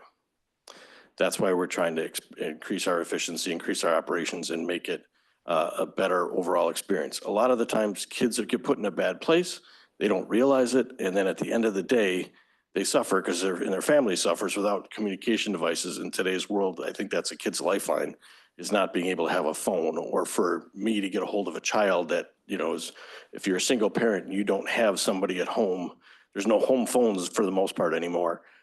That's their lifeline. That's also a way for parents to track their children and all kinds of things that we experience in our society and our community. So that's the ask. I can answer any questions you have. But I just wanted to lay that out first of all, because I think there was some misperceptions, and I apologize if it came from a memo that I didn't get completely drafted last week before the packet had to get out. All right, first we have Tashidra. First, Chief, thanks for bringing this to us. I fully support this pilot. Obviously, I'm inundated in this realm with the work that I do, not just as a nurse, but running a nonprofit and working with women and girls all the time.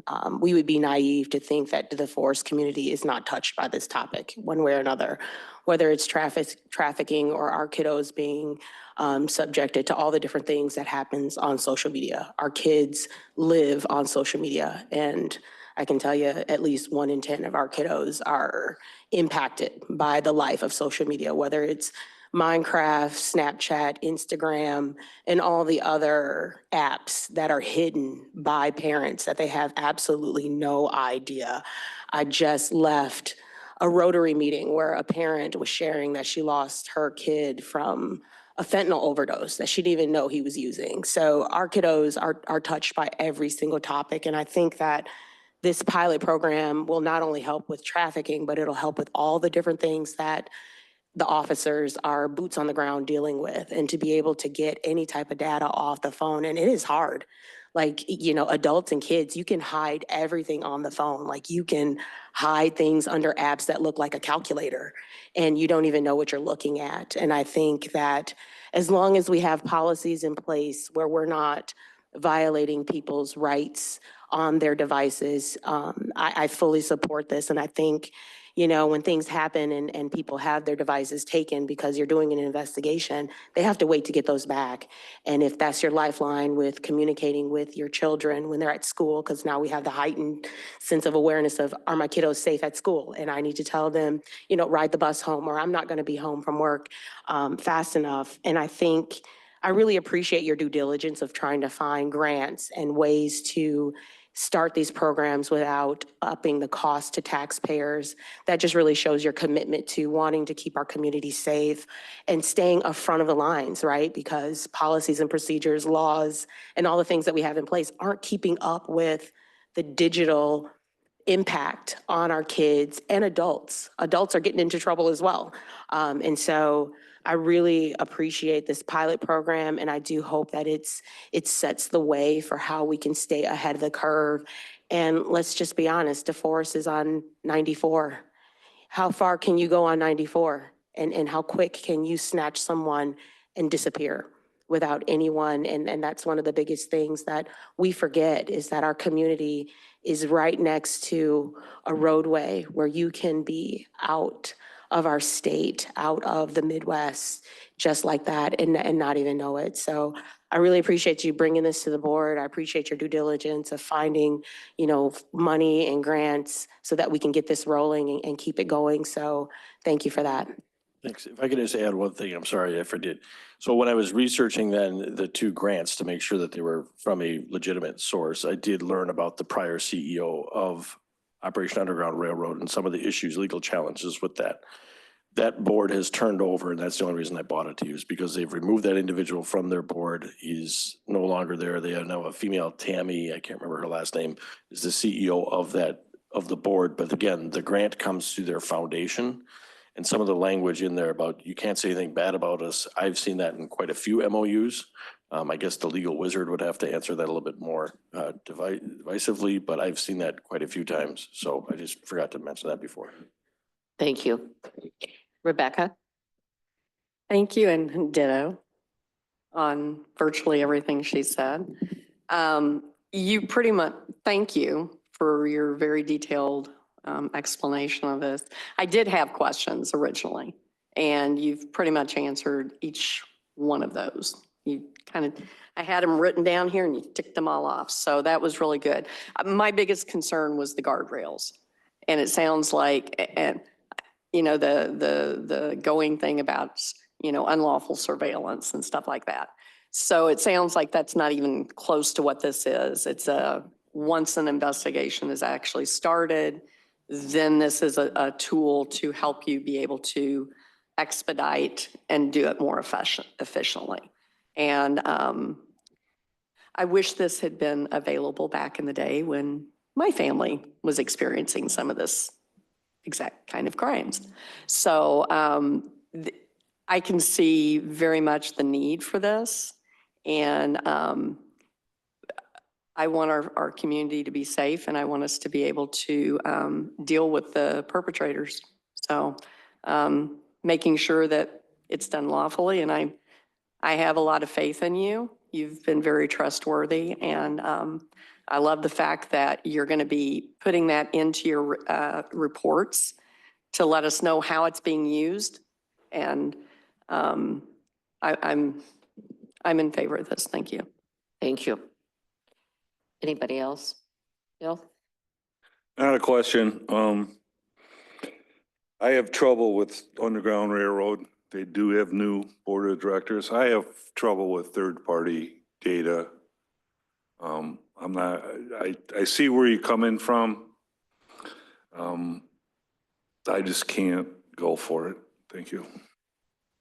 Okay. If I can I just address his concern with data? So with operation, the only thing we're reported to require out is, did we use it for child sex crime investigation, and a number? There's no physical data that changes place. We'd have to have a very detailed MOU for something like that. I don't even share data with like UW or the medical college when they look for victimology things. So that concern, while legitimate, I completely understand, Trustee Landgraf, where you're coming from.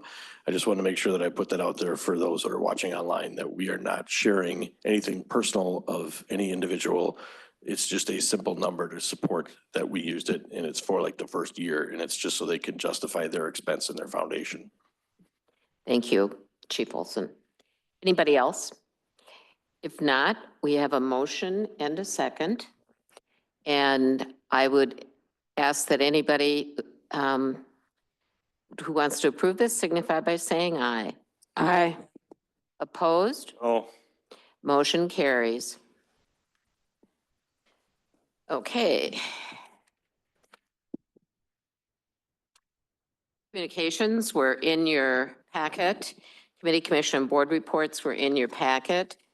I don't have anything additional, but I would ask, do you have anything from DCCVA that you want to share, Bill?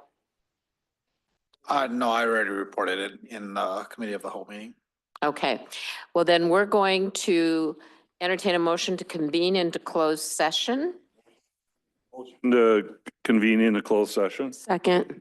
A motion and a second. I would ask that you take roll call. Trustee Little, Aye. trustee Simpson, Aye. trustee Stefan Hagenhan, Aye. trustee Witherspoon, Aye. trustee Allen, Aye. trustee Langroff, Aye. President Cahill Wolfgram. Aye. Motion carries 7-0. Thank you. I'm gonna do that. I could.